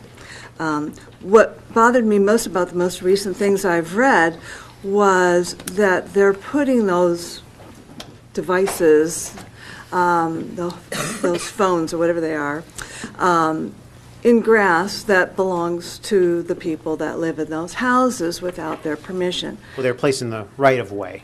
So tell me about the right-of-way, because when I had my house surveyed, the land, I thought, maybe erroneously, that my land survey goes right up to the curb. So how much is that right-of-way past the curb toward my front door? It depends on the street. And Mr. Hugus, since you didn't use your comment period earlier, you could handle this to explain the right-of-way. Ma'am, you don't have to give me your house number, just give me the street you live on. Yes, Tower Lawn. Tower Lawn. Okay, Tower Lawn is a newer subdivision, so it has a 50-foot right-of-way. So if you go from the center line of the road 25 feet, there's probably going to be about 10 to 12 feet from behind the curb to the property line. So there's like a 10-foot swath of property that is the right-of-way. Mm-hmm. It's a public right-of-way. I see. I know they weren't going to do any of the seismic testing on Tower Lawn because it was never listed on your municipal PDF of all the streets they were going to cover. But I just didn't know, what was going on with that. And then the second point I wanted to ask was about Madden Drive, that why municipal vehicles were in a caravan and working with geokinetics so closely. Well, we had staff members following geokinetics the entire time they were here, making sure that they were doing what they're supposed to be doing as far as the vibrosis, monitoring the activity, and then also being there to answer questions from any residents that may have had it. So it wasn't an escort. It was more of we were trying to keep a staff person with them for the residents' sake. Mm-hmm. The residents' sake. Well, that's one of the things that makes me feel contentious about why they're even in our town. If they're not going to frack, why would they go to any expense or trouble of doing these seismic testings and making people's houses vibrate and upset all the residents? And this has been going on for quite some time now, and that's all I wanted to say about that. And among the different things you wanted to make note of in the calendar, I was hoping to hear you would mention Earth Day, but you didn't. Well, actually, we didn't get to our council reports yet, or my report. Okay. But that is part of our Jack Sedlak cleanup day that we do on Earth Day every year, and we'll be discussing that. But because I'm all for preserving our planet, because there's no planet B, and very good. That's all I have to say. Thank you so much. Thank you. Oh, yeah, we go. Sit back.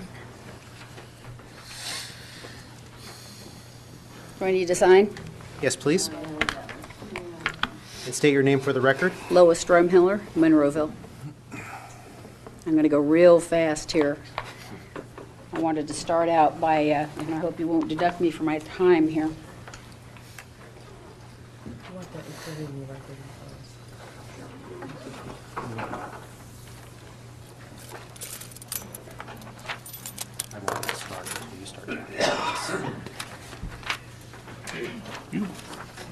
Thank you.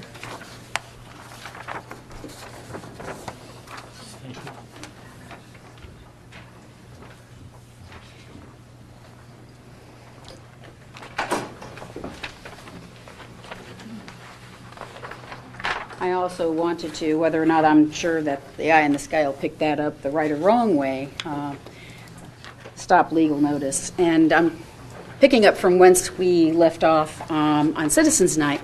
where we were asking many questions, which ended in the decision to place a stop order, or a cease and desist on some of the things that were noticed and complained about during Citizens Night, where the section of notification in the agreement was violated. And this is one of the reasons I'm going to ask in follow-up to that. You know, that resulted in something that we also saw after the cease and desist or stop work order. There was a response by Geokinetics, could have been that same day, that basically just didn't recognize that they had violated anything. They couldn't recognize what was violated in the settlement agreement, and they continued to work. They did not stop with the stop order. I'd like to know, because citizens that were up here made it pretty vocal. Does this council know if Geokinetics acquired permission by property owners to collect the data for this mapping, for this seismic testing?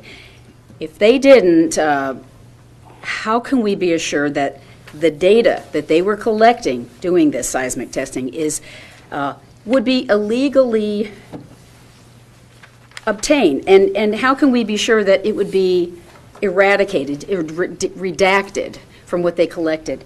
There are a number of people that aren't simply going to stand by. In fact, Sustainable Monroeville would like to let anybody who has their own intention to follow it to please notify us, because a letter should be sent, and we feel that the VP of General Counsel and Corporate Secretary of Geokinetics should get the following letter. Dear, person, I am a resident of Monroeville, Pennsylvania, and I reside at my address. Over the past few weeks, Geokinetics conducted a seismic survey in Monroeville. Not only didn't Geokinetics abide by the local ordinance to provide 30-day notice of your seismic activities, Geokinetics failed to secure my permission to seismic survey my property. And per your own statements in the 10-K statement of the SEC filings, which I've given you a copy, per your own statements, Geokinetics, so the SEC in the 10-K statement, you state, and this is a quote, our operations are subject to delays related to obtaining land access rights from third parties, which could affect our results of operations. We cannot begin surveys on property without obtaining permits from certain governmental entities, as well as the permission of the parties who have the right to the land being surveyed. In our multi-client service business, we acquire data sets pertaining to large areas of land.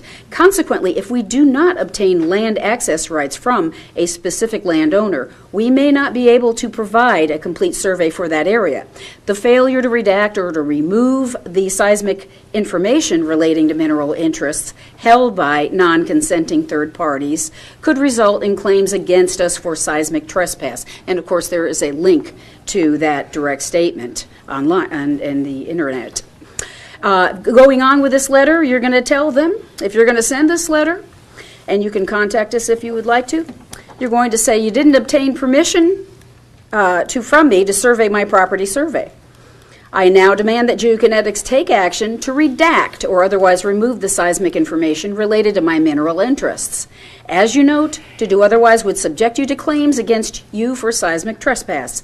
Please be advised if you have, advise me, rather, if you have acquired data or other information I own from the address above, please also advise me as to how you plan to redact my information and to verify that you have redacted the information. I will forward your reply. Sincerely, John Q. Public, Joan Q. Public. And so, does the council know, going back to that question, if Geokinetics acquired permission by property owners to collect the data for mapping?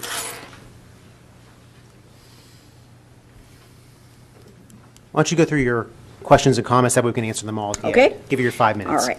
How could Monroeville provide access to the utility easement in the right-of-way? Speaking of right-of-ways and easements, when there are strong legal arguments for seismic testing crews not having access to the utility easement in the front yard area next to the roadway where utility poles would then be placed, the seismic surveyors are not a public utility. If this is so, then Monroeville had no ability to permit GeoKinetics to place their geophones in the utility easement portion of the right-of-way. Why is the government not, here, not aware of these things? This is it's an argument everywhere. I'm sure across the United States this is an argument. How could you not recognize that right away? And by the way, since I only have a little time left here, as you will answer that, I'm sure. But in the Citizens Night, what I had asked, since I think 5 members of council were going to be attending the ALUM conference, that a report would be shared with us in follow-up to the ALUM conference. And because this was Allegheny municipalities getting together, and what I had encouraged you, and I think, Mr. Mayor, you agreed that it was a good question, including one-to-one conversations or panel discussions. The General Assembly members, I'm sure, were there, with other local Allegheny municipalities are there, as to what is being done to safely regulate gas and oil in their area. Now, was that something that you can give us a report on? Thank you very much. All right. And I will No, wait your before, answer. Mr. Mayor, may I? Lois, no, I have to ask you, and I appreciate you're trying to give all this legalese. I didn't realize that you're an attorney, but your comment on Facebook about telling residents, you might as well hear it. Well, that's fine. But your comments on Facebook were terrible, telling residents to take off those phones and return them. Now, Mr. Mayor, this is who's the very, order of this no, meeting? ma'am, I am speaking. I did not interrupt. I would like to know if there's order to this meeting. There is. Yeah, You had your 5 minutes. yeah. And I gave you that. Right. Council member wanted to counterpoint and make No, the councilman No, wanted he- to actually attack. He has No, he has tell the the floor. truth. He has the floor at this point. Again, I don't think anybody here on this council, and I'll get back to my point on the Facebook comment about Mrs. Drumheller telling people to take the phone out of the ground and send it, which was illegal. That's why they're giving them a couple of days to return them. Now, there's 3 out there. My question to you, Lois, do you know where they're at? Because you're the one that suggested it. They took your advice. My issue is that there's nobody on this council everybody wants clean water, clean air. I've got grandkids. I want them to have all that. We're not going to do anything to harm this community or anything on that. Your turn, Lois. Mr. Ratcher, how would you size that accusation up? It was on Facebook. I'm not sizing any accusations up. I did read it. You said it. Yeah? How would you size that up? I'm not sizing it up. Okay, how would you size that up, Mayor? Well, this is what we're going to do. You had your 5 minutes. Mr. Arcinko had the floor. His comments are over as well. My comments are done. And I'm going to move on to the next Yeah. resident. His attack is done. I will leave the floor open for public comment on any agenda item. No. No. I'm sorry. Excuse me? No, any municipal. Any municipal item. Municipal item. I'm sorry, I misspoke, yes. Okay. Any municipal My item. name is David Mintz, not to have any of my time started yet. I actually, other than the comments that we just heard, I don't think any of other Mrs. Drumheller's questions were answered. She had some questions. You said list them all off and we'll answer them at the end, but I don't think any of the other ones that she said were Well, we still have our public comment, or we still have our municipal comment. So at the you're going to end. wait till we're all done and then answer her questions and mine, like all at once, or? If we can get to them, yes. If we have the answers for them, yes. Okay, so, you've written them down. Okay, so Yeah, then. I have notes here. Okay, then I'm just going to, so my questions will basically be just to kind of follow up on hers with a few more details. So essentially it'll be some of the same questions, but with a little more detail. I'll address 2 points for time's sake. One is, once again, on rights of way. The idea of a public right of way is our question on that is, once again, it's a public right of way for public utilities. So to give it's not. I see somebody shaking their head. So let me give you an example, and maybe you can answer this question when you do answer our questions. Let's say that. My neighbor, something that's as innocuous as you can think of. Let's say my neighbor wanted to put up a lemonade stand, and we found out that the public right-of-way, my yard is the 10 feet that Mr. Hugus was saying because of, just estimating, we don't know exactly. But in that 10 feet, if my neighbor wanted to put up a lemonade stand, I mean, nobody's really going to get too uptight about that, but let's say I just don't want it there. If the council says, go ahead, is that a proper use for a private business, even if they're going to make $1 that day. You know, I'm not talking about amounts of money. I'm just talking about a private business. It's not a public utility. It's not the gas. It's not the water. It's not the electric. Is that what the public right-of-way is for? Even if it's the most innocuous private business, we're not talking. Obviously, I don't think that the seismic testing and the drilling is an innocuous business. But I'm trying to just make a point. So I'd like that answer. Maybe I'm not aware that somebody could. If they came and said, "Can I put in Mr. Mintz's front 10 feet of public right away? I could sell something I made at my house. I could, I'm a knitter. I'm a whatever. Whatever. You understand what I'm saying? I'm going to squeeze lemonade. Can they do that because you said it's okay, even though that's for the utilities?" So that's one question. I don't know if we're going to save them up, if that's the case. Okay, so that's one question. My other question really, the idea that our council, I think generally, it was unanimous, agreed that we were going to put the cease and desist order. Geokinetics obviously disagreed with the cease and desist and continued their operations. And so per that idea that they continued the operations, and the idea that in the proposed letter that Lois read, actually I'm going to read, and it won't take much time. It's just a few sentences here. It's a couple paragraphs. It is exactly from the 10K form that Geokinetics submitted to the Securities and Exchange Commission. Now, already, just to reiterate, our council said that they were not abiding by our agreement of November 22nd. Told them to stop. They just didn't. They sent us a letter from the lawyer saying, we're not going to stop because we don't think we're violating it. And they did their business. Okay, now that they've done their business and collected their data, well, according to them, once again, I'm going to read this so everybody at home understands this. It says, this is the 10K, this is what a company has to send for its stockholders to understand before you're going to, like if you read a prospectus, if you're going to invest in a company, you want to know what risks you're putting your money into, right? And so the company has to explain this. This is from Geokinetics for their stockholders and through the Securities and Exchange Commission. Our operations are subject to delays related to obtaining land access rights from third parties which could affect our results of operations. Our seismic data acquisition operations could be adversely affected by our inability to timely obtain access to both public and private land included within a seismic survey. We cannot begin surveys on property without obtaining permits from certain governmental entities, as well as the permission of the parties who have rights to the land being surveyed. In recent years, it has become more difficult, costly, and time-consuming to obtain access rights as drilling activities have expanded into more populated and protected areas, like Monroeville. I added that part, obviously. One more paragraph.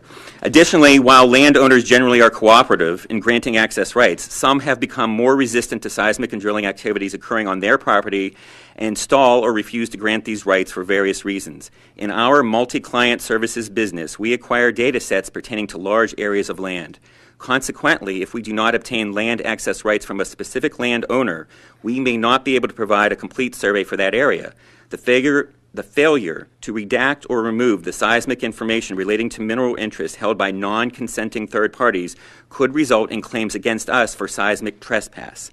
In addition, governmental entities do not always grant permits within the time periods expected. Delays associated with obtaining such permits and significant omissions from a survey as a result of the failure to obtain consents could have a material adverse effect on our financial condition and results of operations. If you understand why I read that, that's the risk that somebody's taking when they invest in that company. But they're laying out the idea, it's not the idea, but they're laying this out in a legal form that they need to obtain those rights from the third party. So even if Monroeville, and this all pertains to both of my questions, Monroeville granted the right to use our public right-of-ways, and I still need to know whether that was okay or not because they're a private business, but let's say we determined that it is.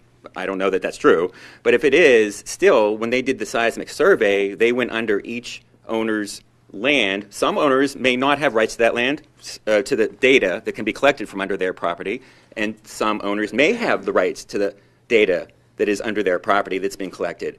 Did Geokinetics go to each landowner and find out who has that right to that data and who does not? And especially, and this is why I brought this up first, especially after Monroeville said cease and desist, they just said, we think we're okay. We don't agree with you in saying that we're violating the agreement. We're just going to continue to do our work and finish it and go on our way. Now they have data that not only did you think that they shouldn't have been collecting because they weren't agreeing with us, but according to their 10K Securities and Exchange Commission legal statement, were they finding out from each landowner that they have a right to collect that data and use it for their own private business? And if not, it needs to be redacted. They said so. This because otherwise they could be resulting claims against us for seismic trespass. So Monroeville or each landowner could make claims against them for seismic trespass. So, I don't know if this has to be done by each landowner or Monroeville itself, but here we are hoping that, representing us, that you're going to be the body that helps us with that. So, Thank you. Okay, thank you. Well, if I could just address briefly Anybody else? Okay, so I'll leave the floor open for public comment. Seeing none, we'll close that. I was here last year. My name is Victor Burke, 529 Fieldstone Drive. Welcome. Thank you. I was here last year at that very large meeting we had late summer last year, Citizens Night.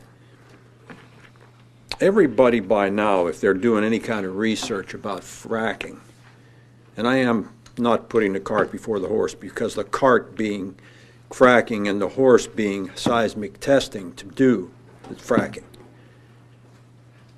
My question to council is, do we want to have fracking done in Monroeville, which is the end result of the seismic testing, no matter what small area of Monroeville it's done, as well as it could be done coming in from bordering communities, because fracking goes vertically, then it goes horizontally, and it could come under Monroeville, even from North Versailles, Plum, Penn Township, all of which border Monroeville. So, we're going to have a problem in the future, both from what was allowed to be done because of this seismic testing, as well as the fracking that's going to result from that and the bordering communities. My question, which I hope would be answered tonight, the end result of this, do we want fracking in Monroeville? Simply stated. That's as plain as I can make it. Thank you. Thank you. I'll leave the floor open. Public comment on any municipal item? Seeing none, we'll close that portion of the meeting. Regarding some of these items, whether it's hydraulic fracking, seismic testing, these are items that are regulated by the Commonwealth of Pennsylvania, by the state. A lot of these questions and concerns are issues that we need to take up with the state, because the state has tied our hands on local municipalities to regulate these items. Now, as far as the right-of-way and the easements, that is, seismic testing is a permitted use in the Commonwealth. Actually, the PennDOT gave permission to do seismic testing on all their streets or all their roads prior to us even discussing seismic testing. And then part of our settlement agreement, after we placed our ordinance in place, Geokinetics challenged us in court, and then part of the settlement agreement was for the ability to use the right-of-way. And that's why that was permitted.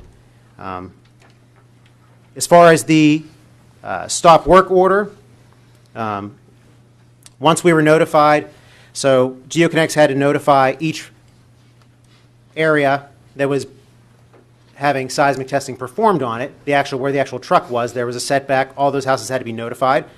And then on any associate street that had the geophones on them, those properties had to be notified as well 30 days prior. We had reports that people were notified. We heard a lot of people that were. However, we heard many that were not notified. And that's whenever this council took the action to place the stop work order with Geokinetics. As some of you have mentioned, and it's on our website as well, the information, they basically ignored our stop work order and continued on. They had the opinion that they did in fact notify people and they were not in violation and they were going to continue. We then in turn filed legal action against them for this purpose. And this legal action is still open, and that's where I will limit my comments at this point, because we do have open litigation and an open litigation currently against Geokinetics for that sake. As far as the letter that Mrs. Drumhiller read into the record, I would hope that they would place it on the Sustainable Monroeville website so residents can access that. That certainly is not something that we can place on our website personally, on our municipal website, but I would encourage you to put it on the Sustainable Monroeville website, which people can search for. If they Google Sustainable Monroeville, they'll be able to find their website. Hopefully that's on there. And but trust me, I mean, everyone's very passionate about this. I mean, as Mr. Arasinko was alluding to, passionately, I will say, that we, all of us up here live in Monroeville. We all have children up here. Some of us have grandchildren. I don't, but some of us do. And we want what's best for this community. And to insinuate that that we don't care about this community, or that we don't care about these things, that we don't want these activities in our municipality, that's simply not true. Unfortunately, there are state laws that are in our way that tie our hands for these matters. But we are trying to take the action as best we can on a local level, and we'll continue to do so. So, at this point, I'm going to move over to our report of our council members. Mr. Poach, I will start with you, please. Well, this may or may not be the right place where I do have some things to report on the groups, but I looked back at my notes from Citizens Night, and I may or may not have made a mistake, and I'm not sure how to act for something to neglected. We discussed the alternates and the nomination on the Civil Service Commission for that piece of it. So I'm not sure if we followed through correctly on that in terms of having all of the folks that were still eligible on that. I have notes regarding Mr. Wilkins, too. Here's the way I understand it. There are 3 permanent Civil Service Commission appointees. Mm-hmm. Then it says that we should have 3 alternates. Mm-hmm. The first alternate was Mr. Wilkins. Okay. The second alternate was Mr. Greco. And tonight, Mr. Leaf, the third one. Mr. Leff is the third alternate. Okay, so I just had one on one set of notes and on the other, so those folks are still alternates simply. Okay, good, thank you, I appreciate it. Just was inconsistent with my notes before. So on a better note, again, keeping with National Library Week, although our colleagues left earlier on, they have been doing a great job over there with what's been ongoing. Just a couple other events that are continuing on. One of the things that they neglected to mention is Food for Fines that's going on during Library Week as well. The non-perishable items that you bring in, you receive a $1 ticket off for current or future fines, so that to keep you from to have those items donated to the food banks. That's a program that's going to be ongoing the rest of the week, as well as some new programs that have started in the children's space as well down there on Tuesdays and Thursdays. 11 is Children's Story Time, and I believe that's a newer program for them, as well as the Eastern European Folk Art Program is ongoing on the 30th of this month as well. And also, just it concludes here as well with, don't forget to check our newsletter. I believe we had them out, Mr. Little, Yes, last they week. were put in the packets. Packets and out as well to the folks as well. From the Monroeville Visitors and Conventions Bureau, they've been quite busy. I neglected last time I actually misprinted the things that were ongoing over there, so I apologize to them. They were able to get those events that are ongoing. Beginning this Friday, Steel City Con will be there as well. The conference for 3 days, it's Friday, Saturday, and Sunday. Then the Pittsburgh Wedding Flea Market on Saturday the 28th is in place. The Showmasters Gun Show is in on the 28th and 29th of this year. There's the Kids Artistic Review, which is, I believe, free on that one, too, on May 4 and 5 and 6. And the Pan Spring Coin Show as well on May 10, 11, and 12. And I think that's all I have for right now. Very good. Mr. Harvey. Yes, I know I've been reporting on this, so I wanted to kind of finalize it. I watched the the Commonwealth of PA Transportation Committee hearings on the government channel concerning the use of radar by municipal police. In my opinion, they made the matter so complicated and so blended, I have questions that it'll ever pass. I do want to commend the mayor. I believe was the mayor of White Oak. Greg, help me out. He's the chairman of the Allegheny County Mayors Association? Yeah, it's not White Oak, it's Whitehall. Whitehall. He made a very good, intelligent, knowledgeable presentation, and I'll leave it go at that. Excuse me. The volunteer fire companies requested that we discuss the new law in Pennsylvania allowing us to credit excuse me, to create an ordinance that would provide tax relief to active fire volunteers. There's criteria that needs to be discussed in the law concerning who meets the minimum standards and the activity, et cetera. I will be presenting this to the fire chiefs for their review, and I will get back to all of you as progress is made. It is Act 172 of 2016. I'll give a copy of this to Sharon. And that criteria has to be drawn up by the chiefs, and they have to meet with the municipal manager and council before the ordinance can, excuse me, be drawn up and finally approved.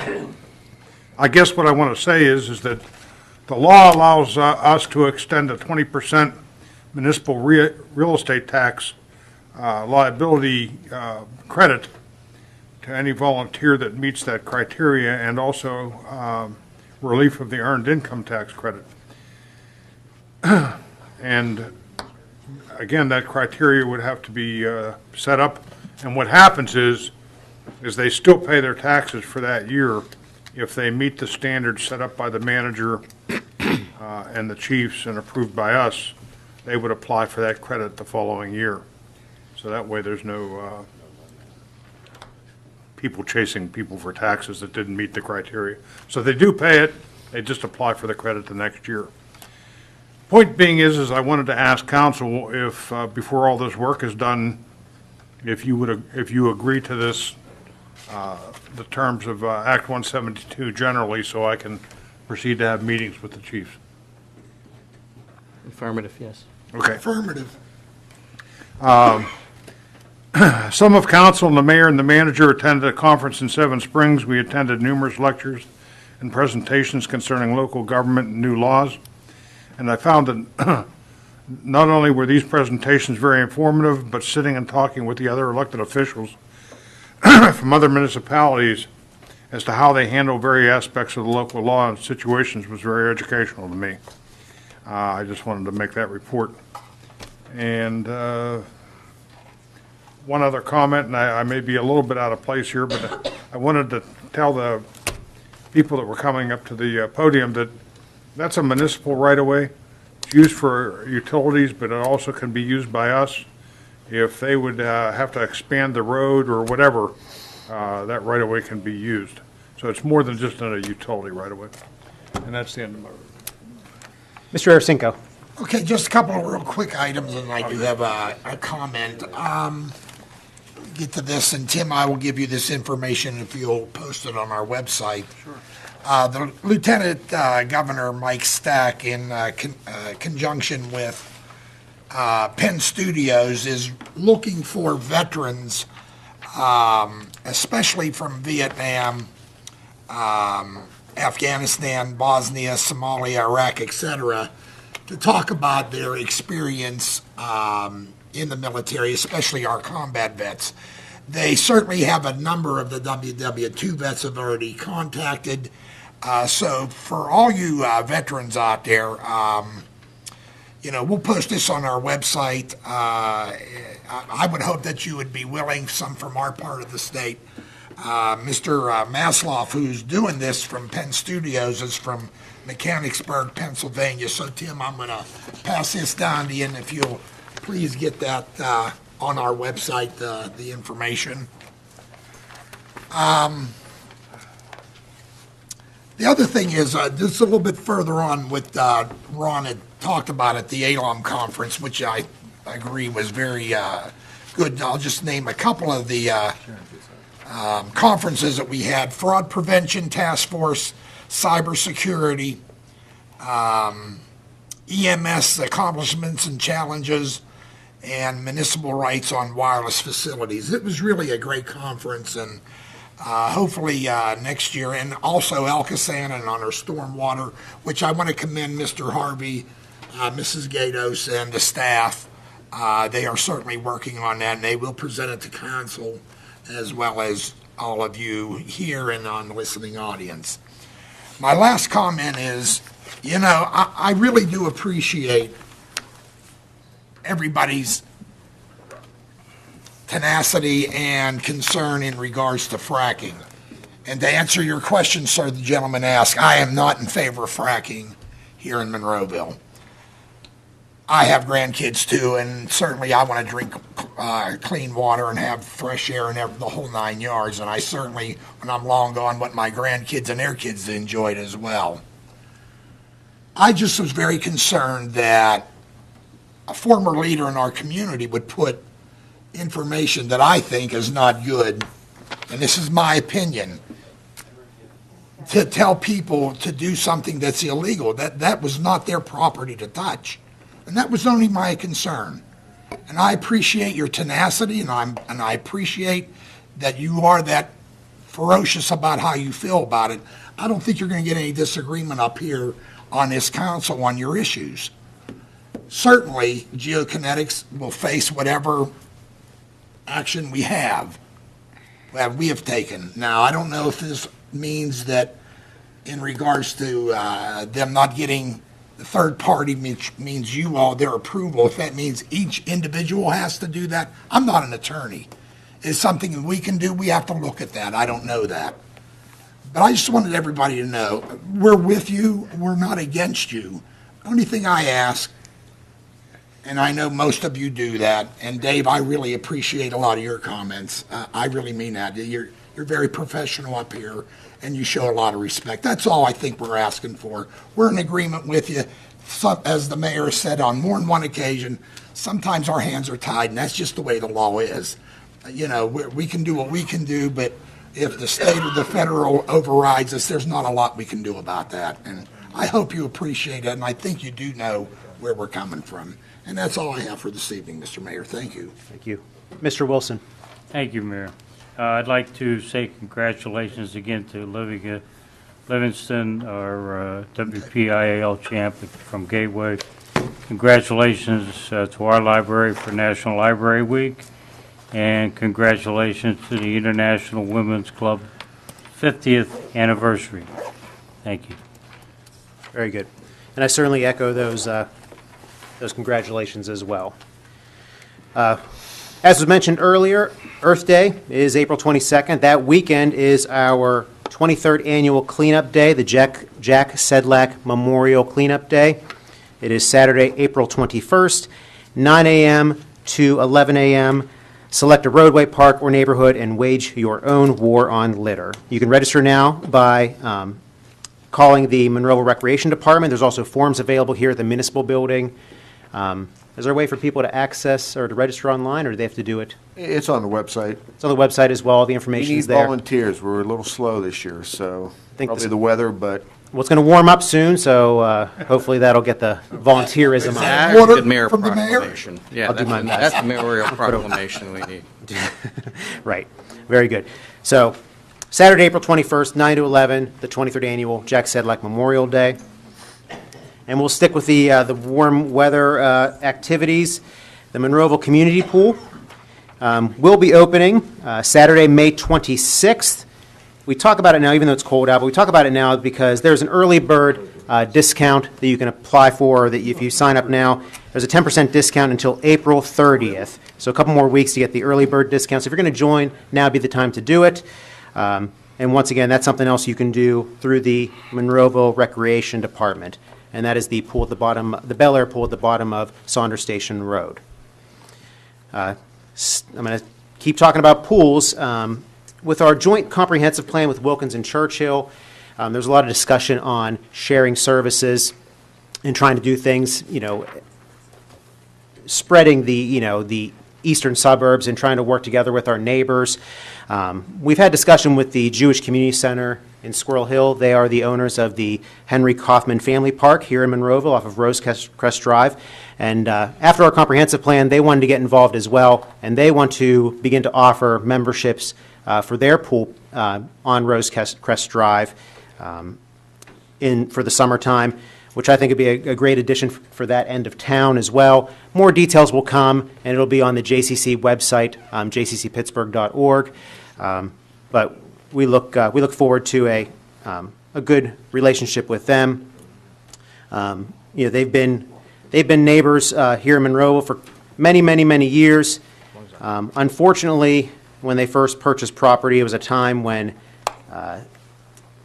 they felt that they had to be quiet and had to kind of just stay off the radar and do their own thing. And hopefully times are changing and they want to become more active in our community, and we embrace them as well.